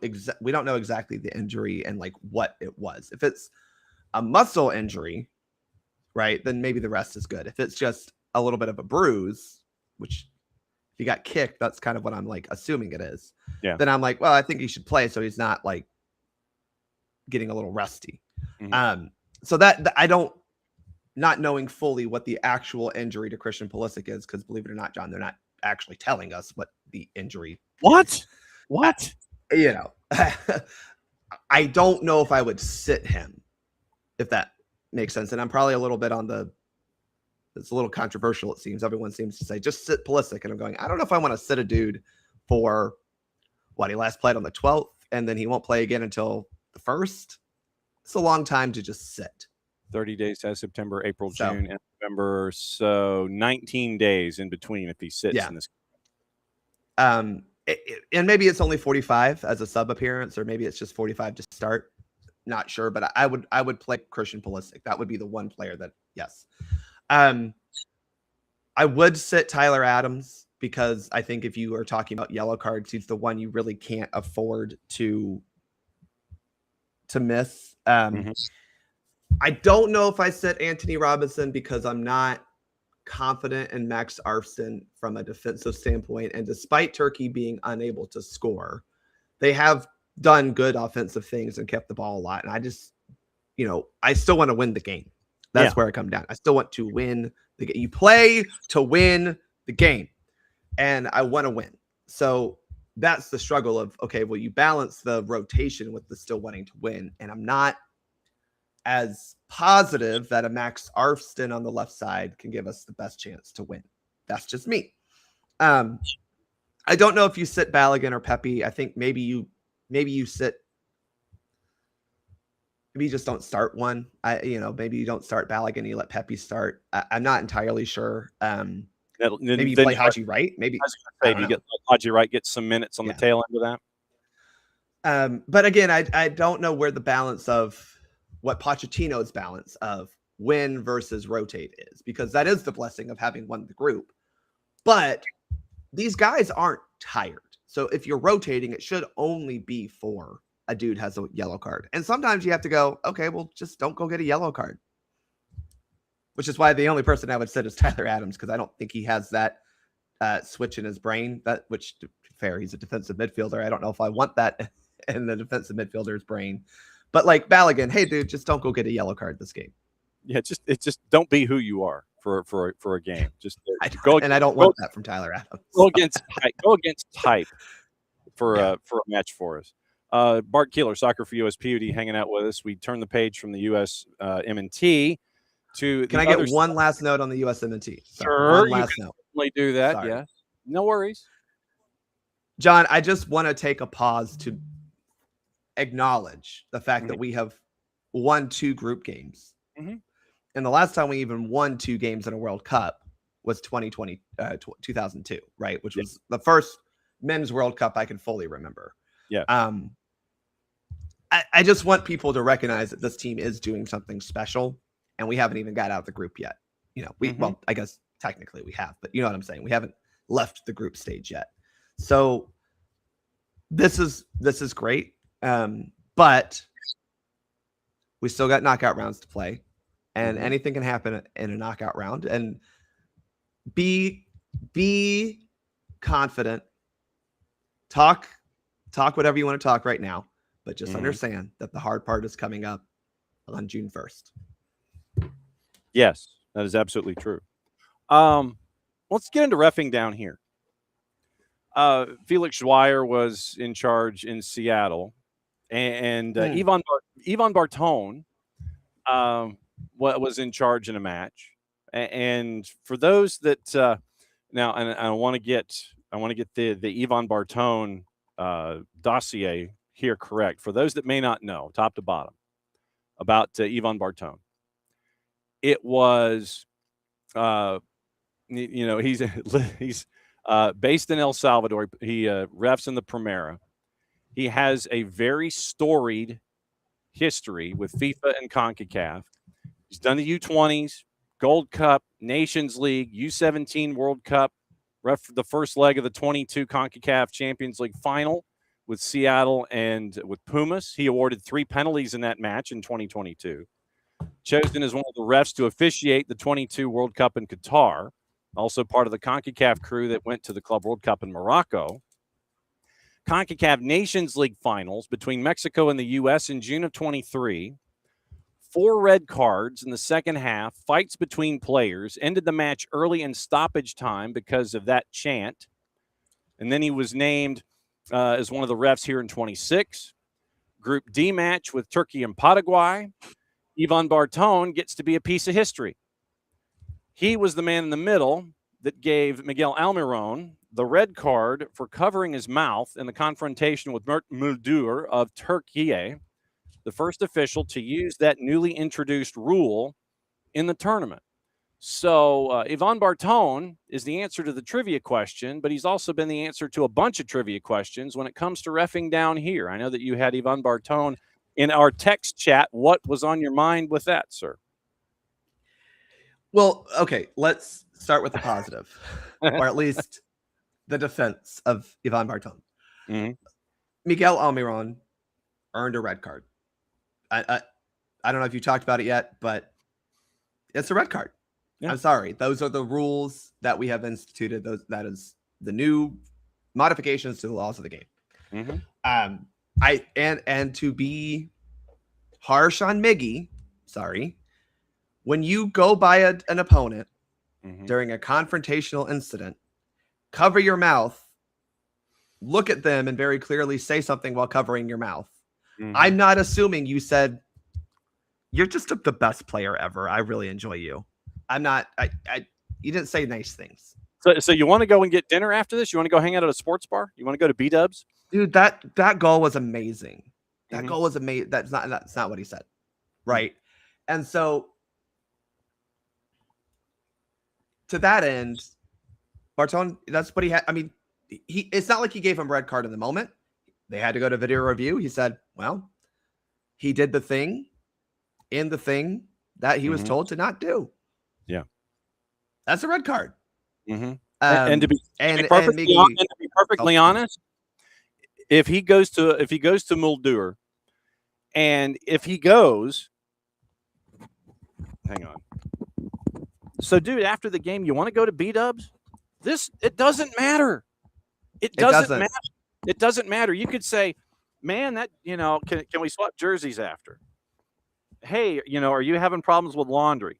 It doesn't matter. When you do this, doesn't matter if it's with your jersey or if you do this, it's like you're stifling a sneeze, to quote Bill Murray in Meatballs, it just doesn't matter. It just doesn't matter. So, Miggy, it doesn't matter what you said. I mean, we can assume what he said or what he didn't, but the bottom line is, when you go here, that's a no-no according to the new rules. So Yvonne Bartone gets to be an answer to a trivia question again. Is it disappointing? Sure. But the rules are the new rules, and you can't go here. And that's just really what it comes down to, is he just happened to be the referee who had to do it, and Miggy happened to be the player who did it. Now, the rest of the match was obviously an adventure. And my joke is, someone said, man, this ref is over his head. And I was like, well, yes. Have you seen him? Yeah. Have you seen Yvonne Bartone? Dude's in the deep end in a kiddie pool. Like, it just is what it is.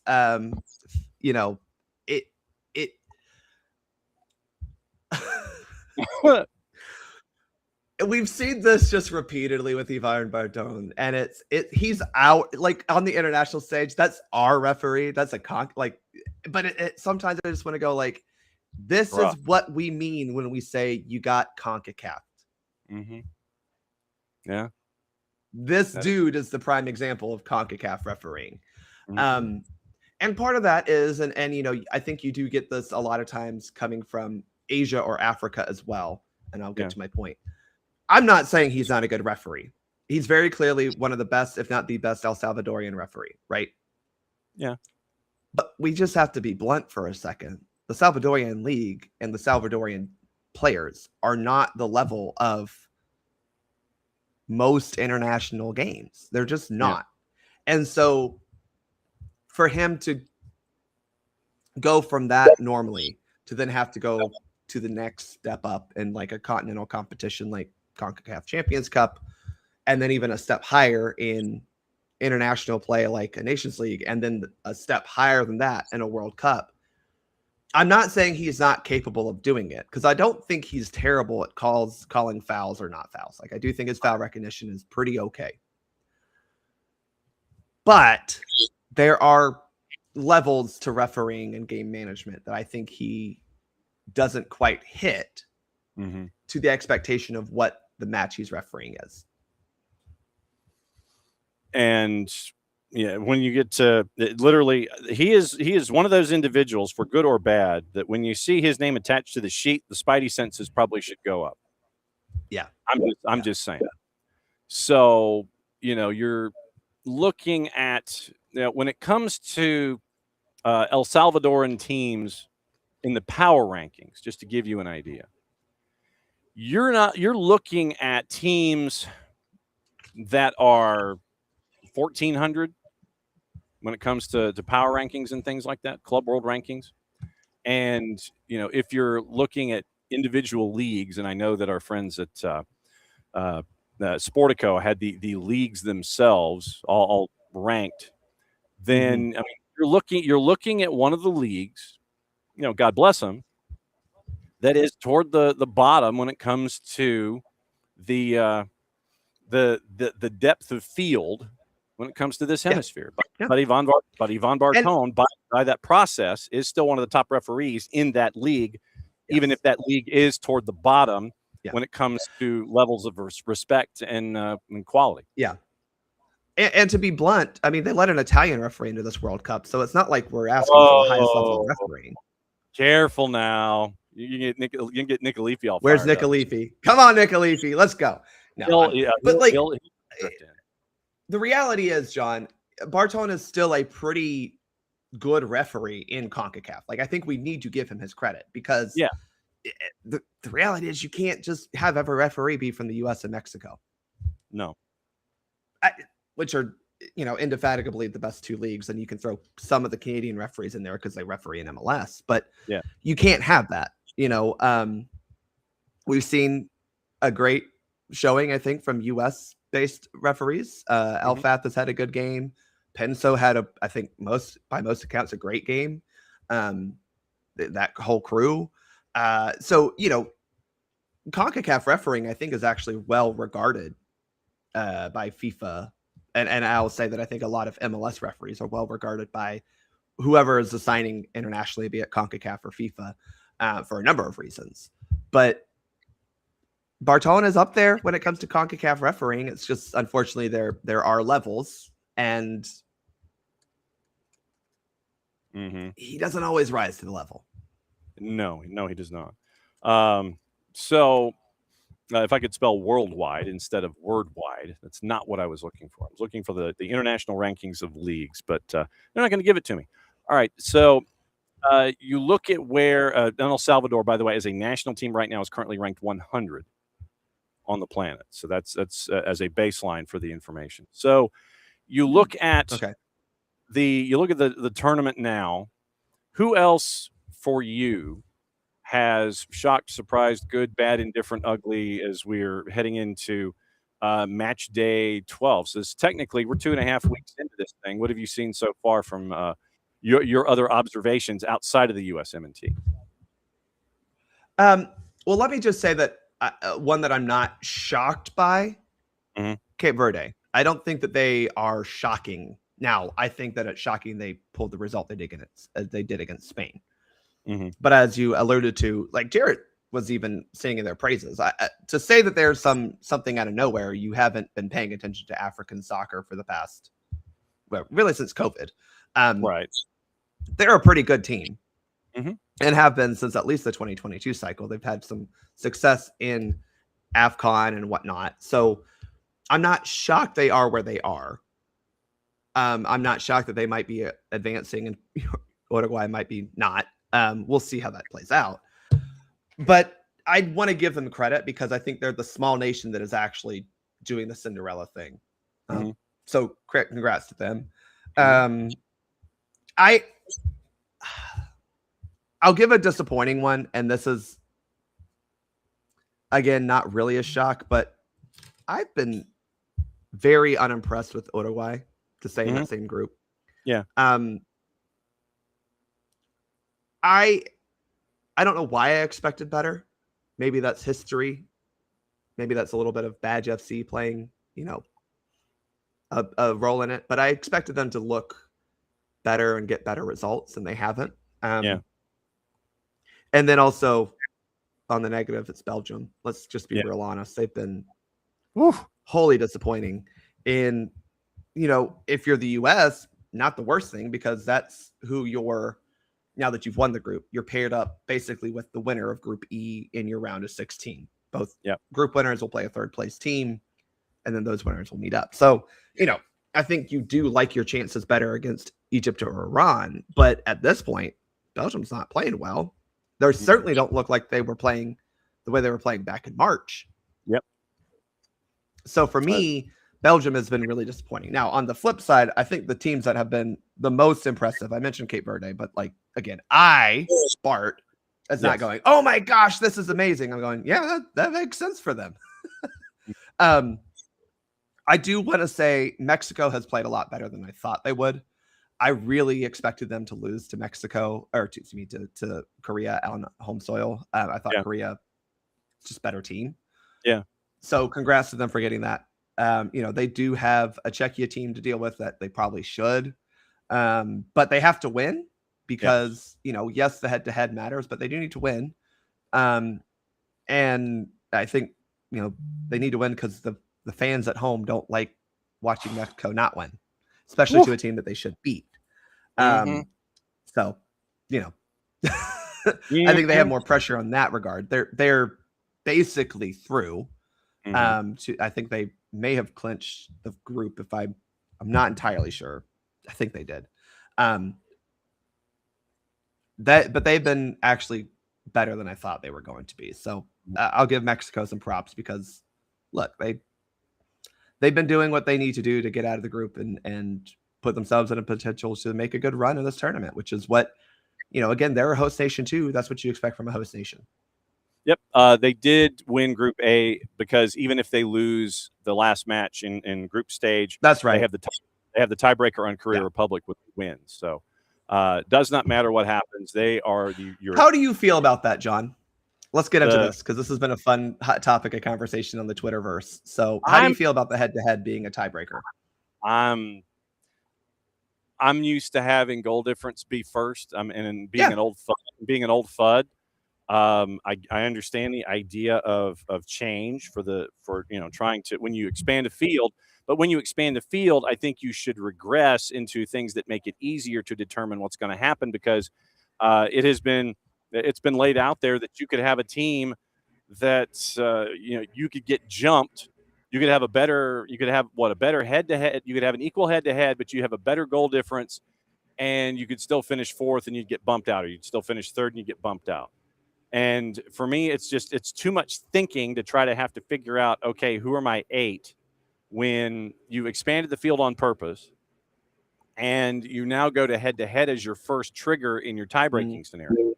So God bless who's going to be in charge of all this math because match day last, which we're going to have DR Congo and Uzbekistan at the Atlanta Stadium downtown.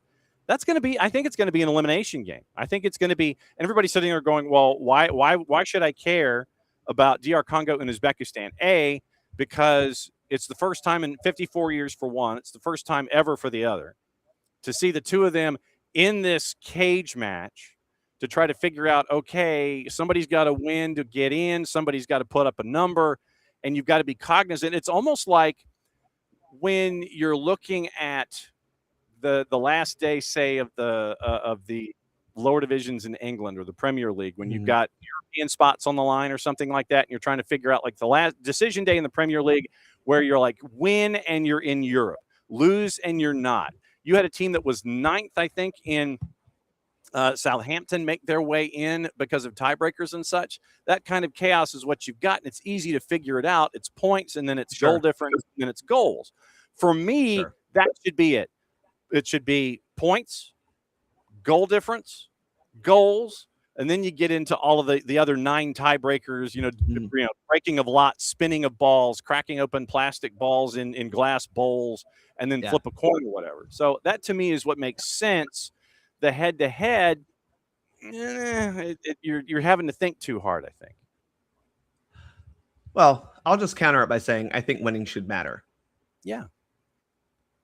And I think beating teams should matter. So that's kind of where I fall on it. But I do think that when you look at the third place matches specifically, like I think like if you're telling me, oh, well, the U.S. won the group because they beat Australia, even though they were tied on points, I go, yeah, that should make sense to me. Yeah. Or, Mexico won the group because they were tied on points with Korea, but they beat Korea.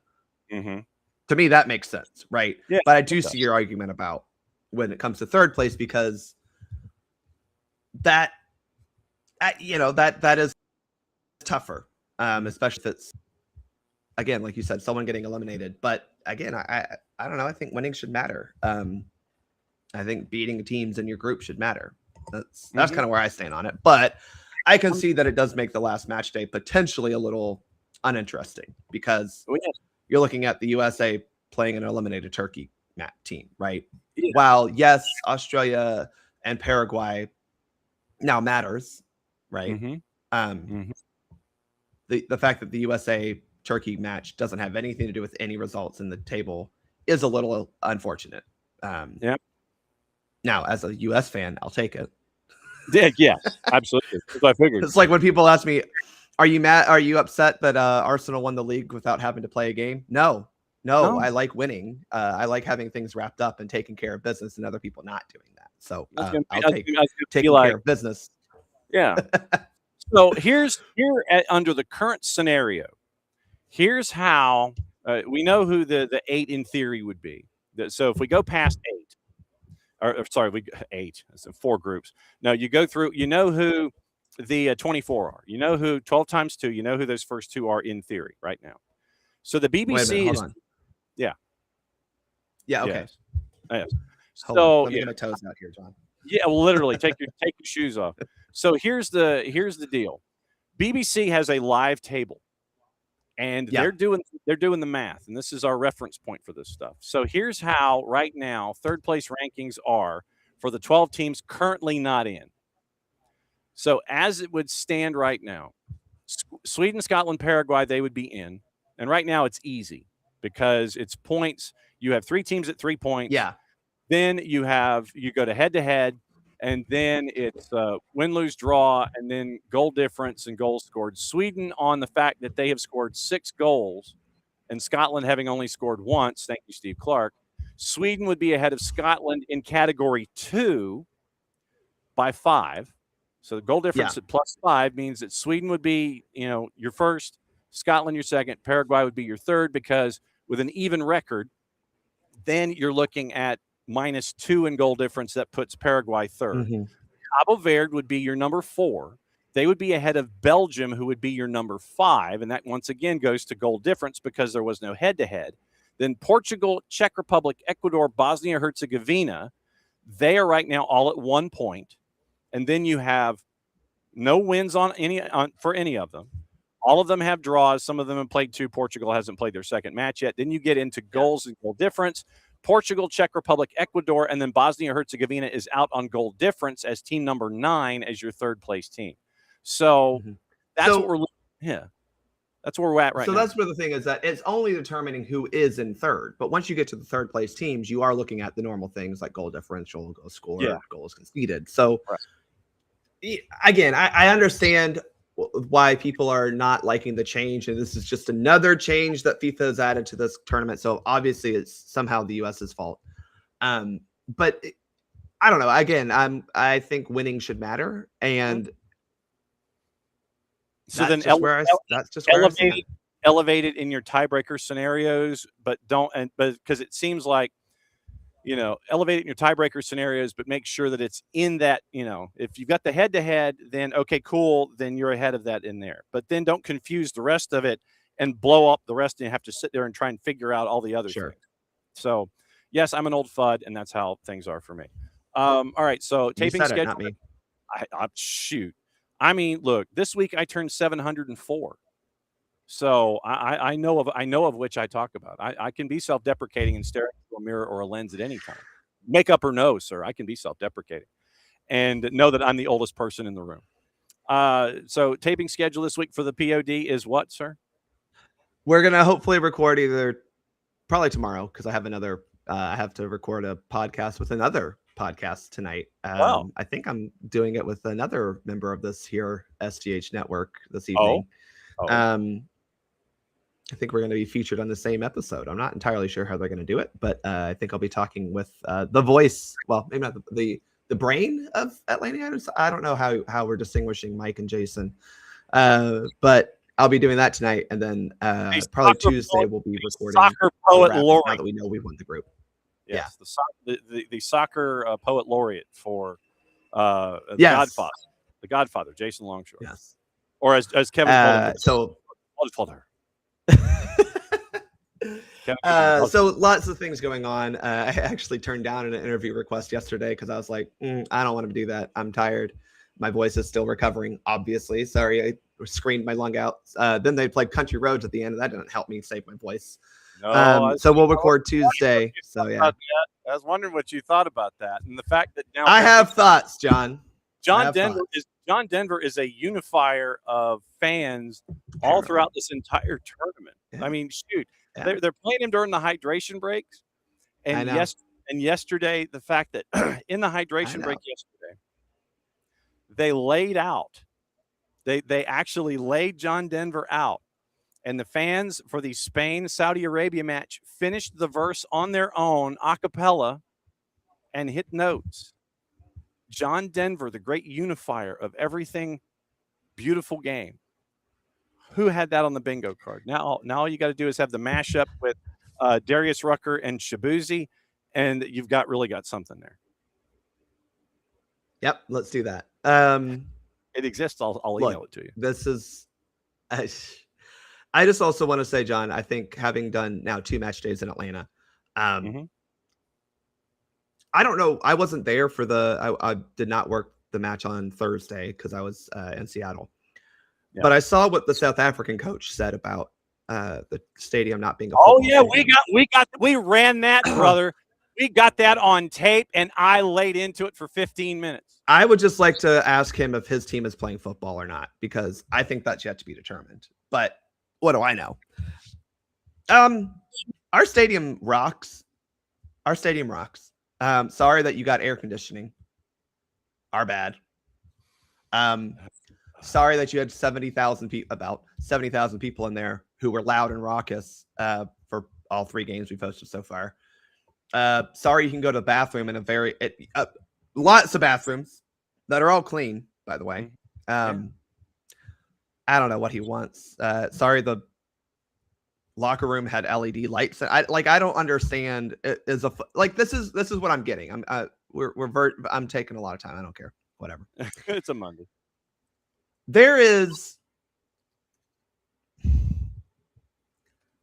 I understand character matters in a stadium, but I think people think character only comes from being old. Does Old Trafford have character because their waterfall is coming from the ceiling? Not that I'm aware of. Or is it just because it's old? Well, you have old in history and attached to the club in and of itself. I think that's where it's coming from. Right. And so that's fine. No one's arguing that doesn't matter, that you've watched your team lose here for 100 years. Like if you're, when Tottenham lost White Hart Lane. Mm-hmm. But there is character in a new modern stadium as well. And if you're telling me that Mercedes-Benz Stadium doesn't have character because it happens to be able to be clean, or because it happens to have a roof that can close, or because it happens to have, translucent glass that you can see out to the skyline, there is this weird mindset in people on that side of the Atlantic who speak English specifically, that anything modern is somehow bad. And I'm like, I'm sorry y'all live in poverty over there, that you're unable to build a new stadium that possibly maybe allows you to walk into a bathroom and use it within 5 minutes. I'm sorry that possibly you're allowed to walk around a concourse and not have to be, shoved into a wall because you can't fit more than 2 people across it. What are we arguing about here? Well, but yet Qatar built all these great stadiums, and that's great that they don't ever use anymore. Well, and some of them were also modular, and that was another aspect of it too, where they used recycled trailers from trucks, transport trucks, and they used them as part of the construction idea, which is a brilliant idea. Which is great. Love that. But don't tell me that that's somehow this brilliant football stadium and a cathedral to the game or whatever they're trying to sell it at, when we also know how those stadiums were built. Yes. So for those that might not know, I'm going to go ahead and play it, and I'm going to get you fired up again, and probably get me fired up again about the whole thing. So this was 4 days ago. Hugo Bros, the head coach of South Africa, and here were his comments that are frankly him looking into his playbook and running the same play. So this is him running 34 wham again, and everybody knew it was coming. Well, I mean, when they looked at the replay of the game, they're like, hey, wait a second, he's run that play before. He did it the tail end of the year. So he's like the comedian that is running the same jokes. He needs to come in with new material. So here's Hugo Bros after the match 4 days ago, when he was asked about the stadium that he just played in. if I can be very honest, this is not a football stadium. It's a nice stadium, fantastic stadium, everything you want, but only the grass is football. All the rest is not. It's a covered stadium, so yeah, I like to play in an open stadium. I don't feel really the atmosphere in such a stadium. When you compare it with Azteca, for example, that's a football stadium. So yeah, we have to deal with it. And again, yeah, those stadiums are fantastic stadiums. Also for the crowd, I think they see everything in that stadium. There are no places who are covered or whatever. So again, but yeah, I rather like a real football stadium. Hugo Bros 4 days ago. Let me look this up here, John, real quick. Are you looking up real football stadium in Webster's? Which doesn't exist. Let me go to the standings. So South Africa, how did they do in Azteca? I don't believe they did well. They got like 7 yellow cards and lost. Okay, great. You lost in a real football stadium. You drew in a not real football stadium. Okay. Is the prerequisite for being a proper football ground that the stadium is crumbling? Because I hate to say this, but Azteca is notorious for not exactly being structurally sound. Yeah, I'm not trying to throw shade because I think Azteca is a great stadium. We're not arguing that. It is being renovated also. It was a part of this tournament, yes. It was falling apart before they started the renovations on it. That usually means that's why something is being renovated is because it is falling apart. Right. Yes, yeah. So, and that's the other thing. I'm not trying to compare our cathedral to Azteca, right? Because we understand that Azteca is a great stadium. Mm-hmm. Because it's old. Is that all? That seems to be the only requisite for being a good stadium is that it's old. So what are we arguing about here? That ours are new? I just don't get it. And further, the atmosphere is better. Brother, you were playing the host nation in their home stadium. What are we talking about? I'm sorry that your team is so dadgum boring that you couldn't make the crowd in Atlanta feel excited to watch you. Our crowds are not supposed to give you energy if you play without energy. That's on you. That's on your team. And I'm sorry that the stadium crowd in the National Stadium of Mexico, as the national team of Mexico is playing in it, was better than the stadium in Atlanta where South Africa and Czechia were playing. But shocking report from Hugo Bruce of South Africa. Shocking.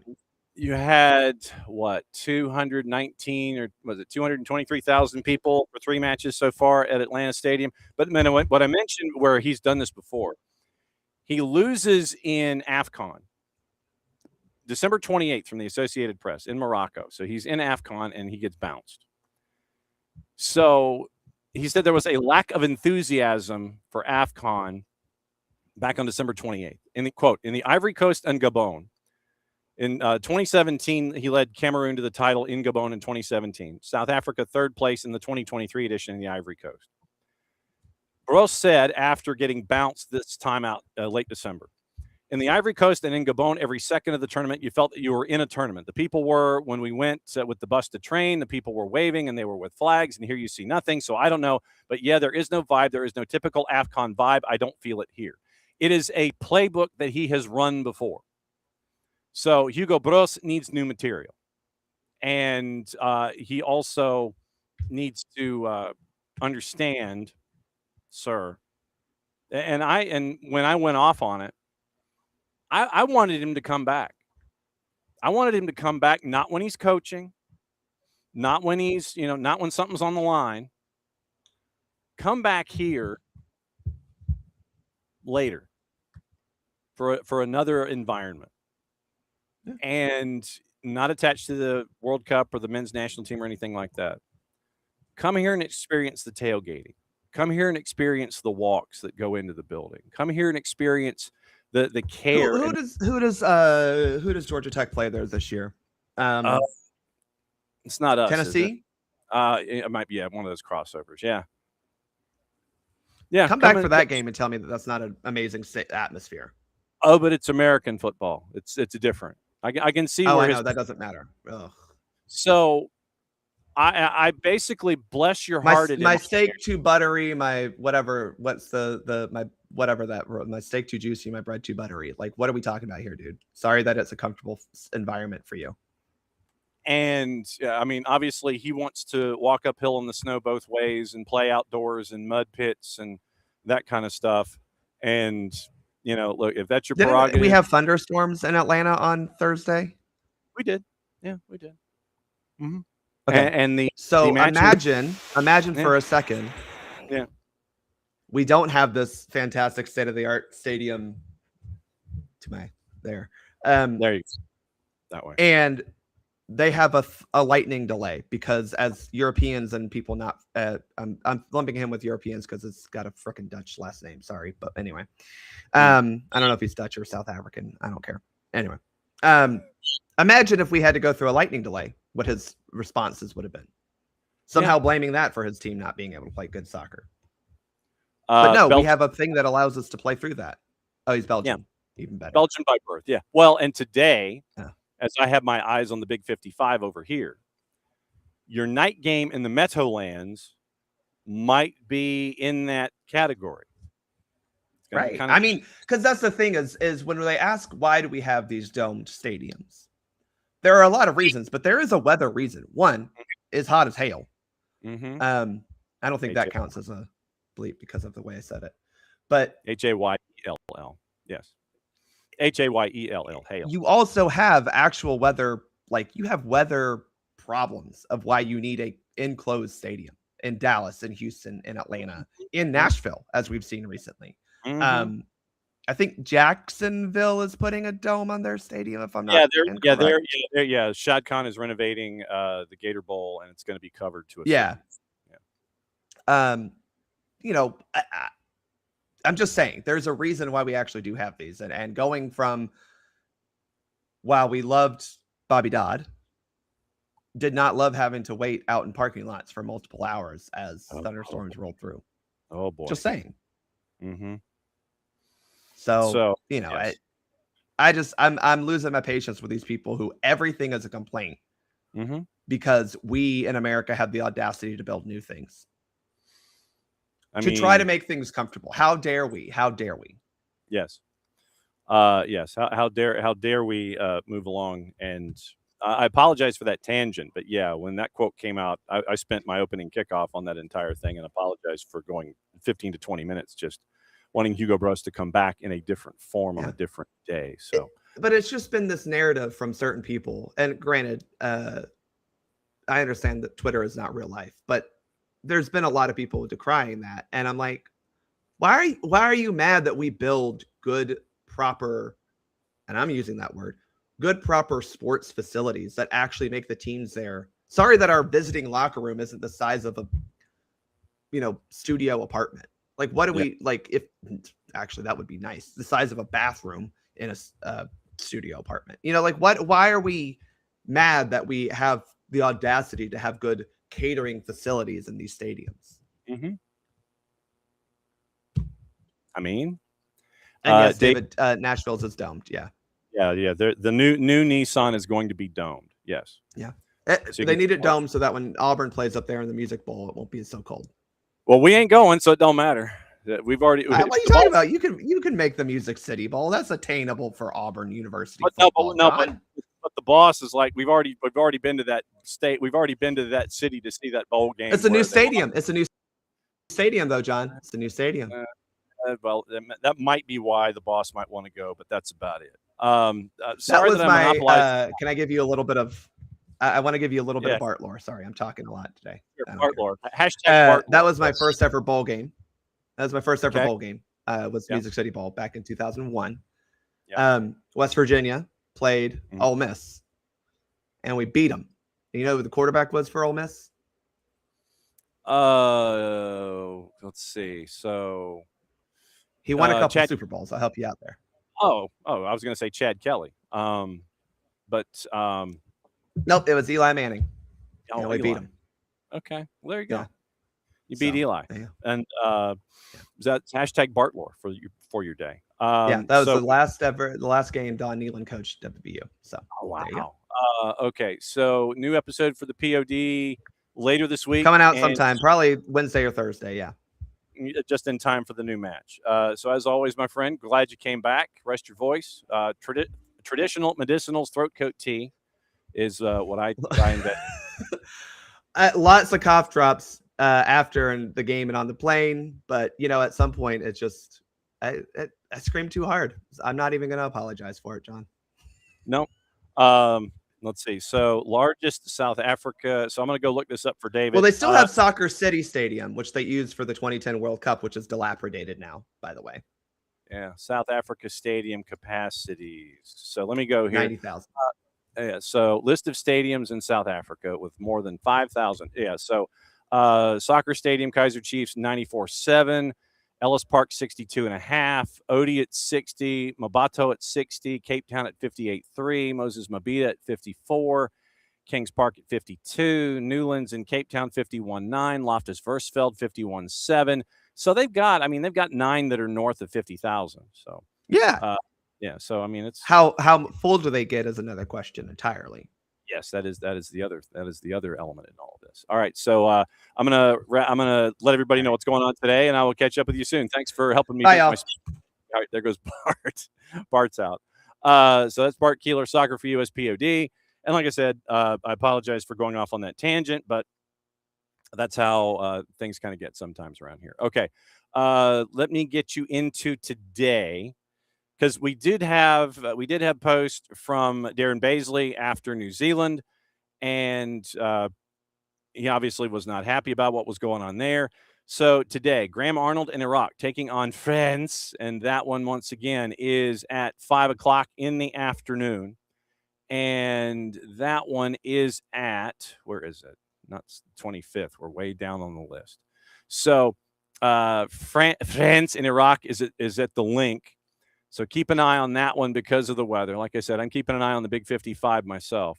So Graham Arnold, the head coach of the Iraqi national team, was asked about a couple of things and leading into this matchup. And so here is Graham Arnold discussing the matchup with France later today.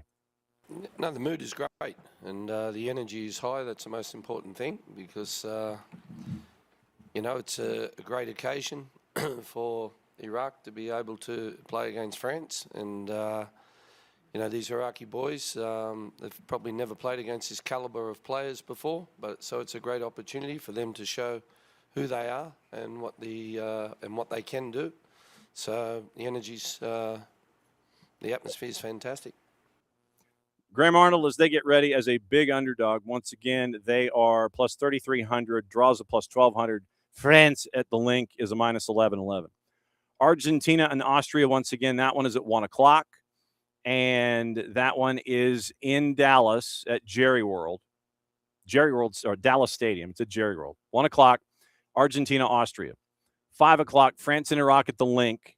Norway and Senegal, keep an eye on this one because of the weather. This might be the first weather delay that we will see in this tournament. Norway and Senegal at the Meadowlands, slated for 8:00.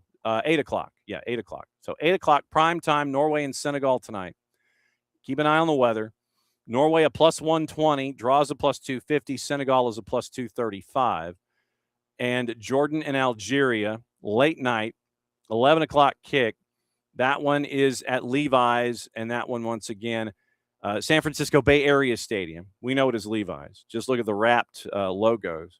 And we're going to have representation from Kennesaw State on Wednesday. We're going to talk about that with Dr. Heather Morgan. We're going to get into the investment side of things and making sure that venues are FIFA compliant and what it means and all the revenue that might get either gained or lost and the offsets and all that. So Dr. Heather Morgan is going to be joining us from Kennesaw State on Wednesday, bat and lead off, to talk about that. Kevin Hewitt one of the refs that you see here in the southeastern United States. He's going to join us tomorrow from Kennesaw State, and he's going to talk about everything reffing, conditioning, rules of the game, keeping your mind straight, and all of that stuff.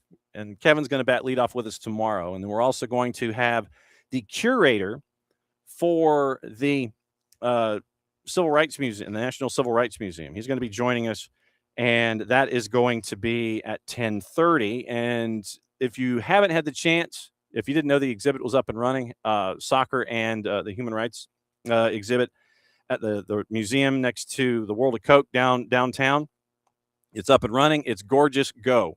We're going to catch up with the curator from the museum tomorrow at 10:30. So we're going to talk a bit of reffing in a FIFA environment and what it's like and just what refs have to go through when it comes to these big ticket items. We're going to have Kevin Hewitt batting leadoff tomorrow, and then the curator from the National Civil Rights Museum is going to join us at 10:30. And then in between, we're going to talk about everything that happened today and what is going to happen tomorrow. And Ali Howarth, I think, is going to be joining us on tape Tuesday afternoon.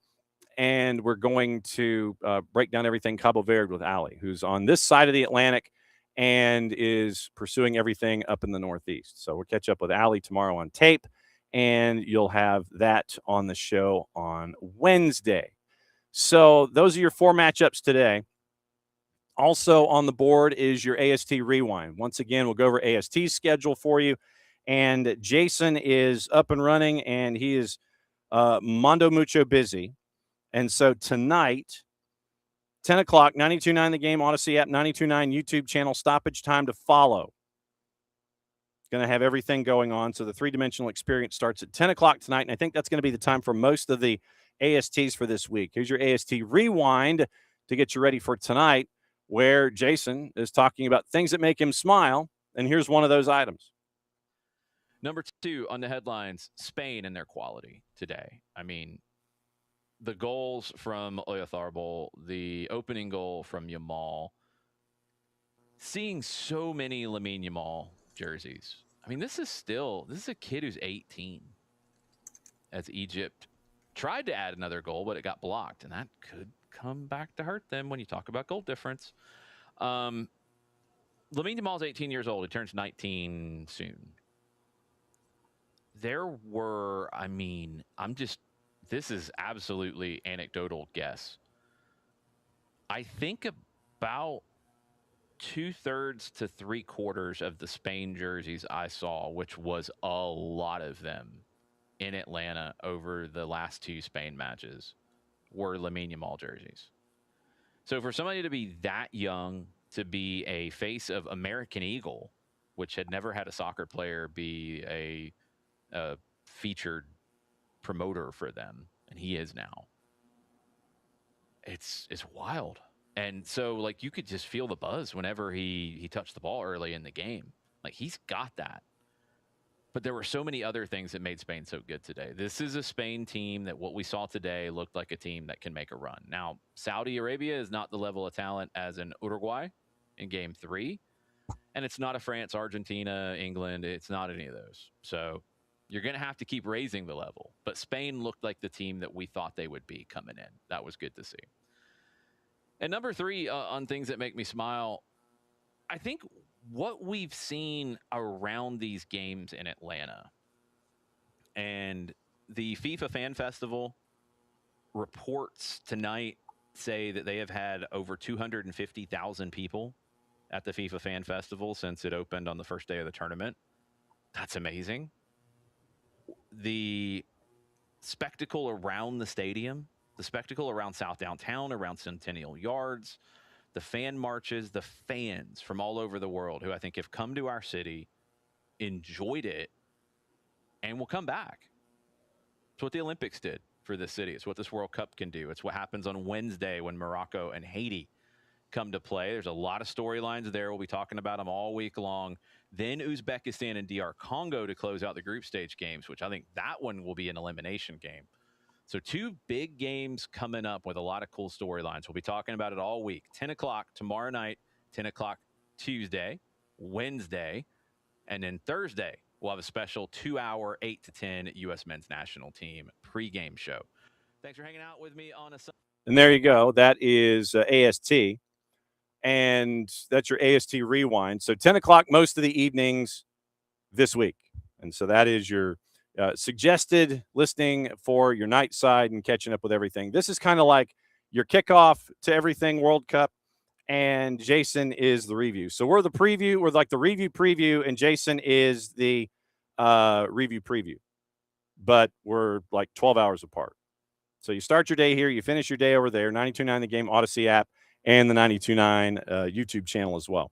A couple of quick things before we get out of here. I'm trying to see if I've got all of the things that are on my sheet. Yes. So let me say hi to everybody here in the Twitch pitch. And it's great to see everybody here. She is busy volunteering. Yeah, David, she is volunteering, and she got to take flags out and everything. So she's been really busy. Morning, David. Morning, OG. Yes, complaining about the grass and all that kind of stuff. It was grass, and it was brought in, and it was kept an eye on by horticulturalists from some of the great schools in the B1G and the SEC. So there's so that was what Hugo Bros was up to. So morning, Wiley, morning, David. And also, let's see. So who else is here?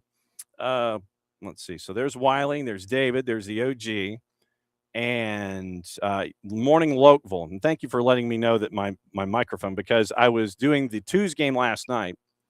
3-2 loss for the Twos. We'll get into that as we go this week too. So morning, Lokeville, and thanks for being the great producer that you are. Now, a couple of quick things. Personal terms now in place between Gary O'Neill and Ipswich, and Timo Shawinga has agreed to a new contract with Kansas City Current through 2029. So keeping an eye out on all that stuff. All right, gossip, rumor, and innuendo, and we will hit the road because Mauricio Calabro is being introduced at 1 o'clock, and we got to get out of here so we can be over there and watch what is going on with one of the massive hires for not just Atlanta United, but for the women's team, for everything soccer for AMBSC. And so we're going to be a part of that press conference at 1 o'clock, and we will be there. We'll report on that this afternoon, and we'll have that for you tomorrow as well. So once again, voices tomorrow, Kevin Hewitt from Kennesaw State, and he's going to talk about reffing, conditioning, rules, big-ticket items, and all that kind of stuff. And then we're going to catch up with the curator of the Human Rights Museum for their soccer exhibit. Saw it a couple days ago. It is massive, and it is incredible. So recommended that you go. Rumors. Manchester United could face competition from PSG, trying to sign Crescencio Somerville from West Ham, according to the Daily Mirror. Scored in both the Netherlands matches, likely to have his transfer value increase from £15 million. Somerville doesn't have a release clause despite relegation. PSG ready to move as they want to let Barcola leave, also holding interest in €120 million rated winger Jan Diomande from RB Leipzig. De Zerbi wants Spurs to sign Cody Gakpo, and that's reported by Nicola Shearer. Spurs ready to offer him a position as a key player in a contract that runs through 31. Gakpo is apparently unhappy with the exit of Arne Slot, would take an offer upward of £60 million to make it happen. And in another post, Shearer states Spurs ready to make Newcastle a new offer to sign Sandro Tonali worth over £100 million. Clubs facing competition from City, Arsenal, and United. Speaking of Arsenal, trying to persuade Villa's Morgan Rogers to join him, according to the four-letter paper. Made signing him a top priority, facing competition from Chelsea. Both clubs willing to offer £85 million. And they have asked Declan Rice, Bukayo Saka, Eze, and Madueke to help. They'll need to offload players to ensure they meet FFP. Rogers obviously would be a big loss. Real Madrid keeping an eye on Lille midfielder Ayoub Bouadi, who is 18, as he's representing Morocco at the World Cup, according to AS. Los Blancos have a history of signing players from the big stages, getting Mesut Ozil after 2010, Hamas and Keylor Navas after 2014. Bouadi has impressed during Morocco's 2 matches so far. AC Milan striker Santi Jimenez joining Orlando City. If that happens, they'll replace him with PSG's Gonzalo Ramos, as reported by Corriere dello Sport. Rossoneri been looking at Ramos for months. Discussions with PSG about signing him in the summer, opted to bring in Christopher Nkunku instead.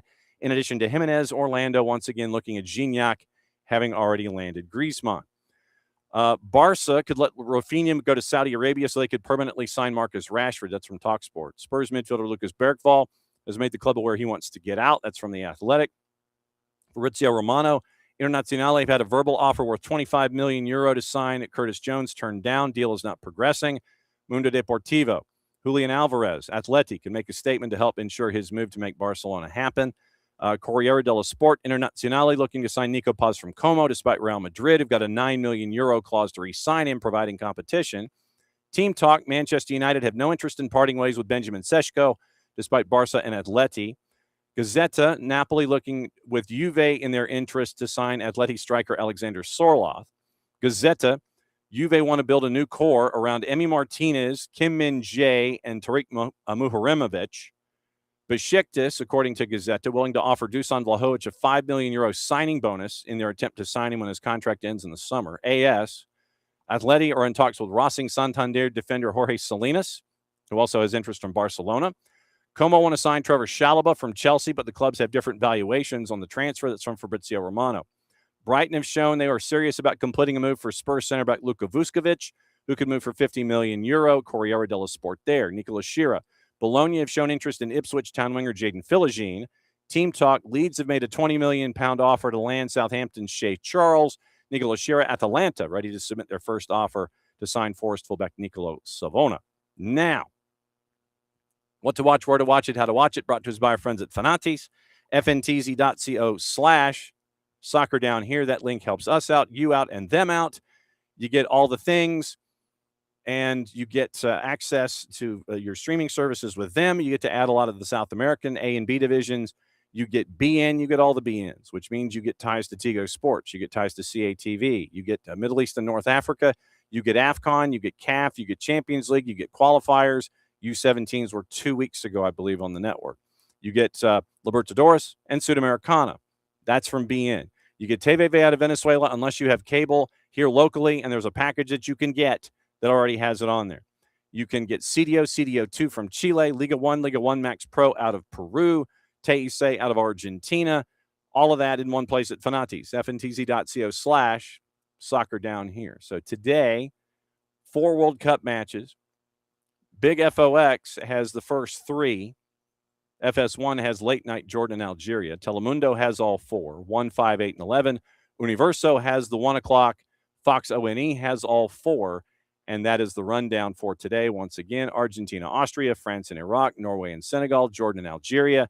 So it's Messi and friends in Austria, Mbappe and friends against Iraq, Norway and Holland and his group against Senegal at 8, Jordan and Algeria at 11 o'clock tonight. So that is the rundown for today.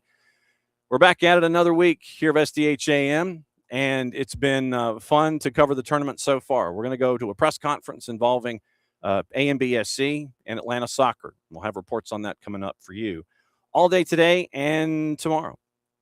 It's another go-round of SDH AM back in a little less than 22 hours. Since it is the end of the show, thanks for coming by as you always do on a Reaction Monday. It means I get to do this. Mucha Plati, I'll play it safe. We'll see you in a bit.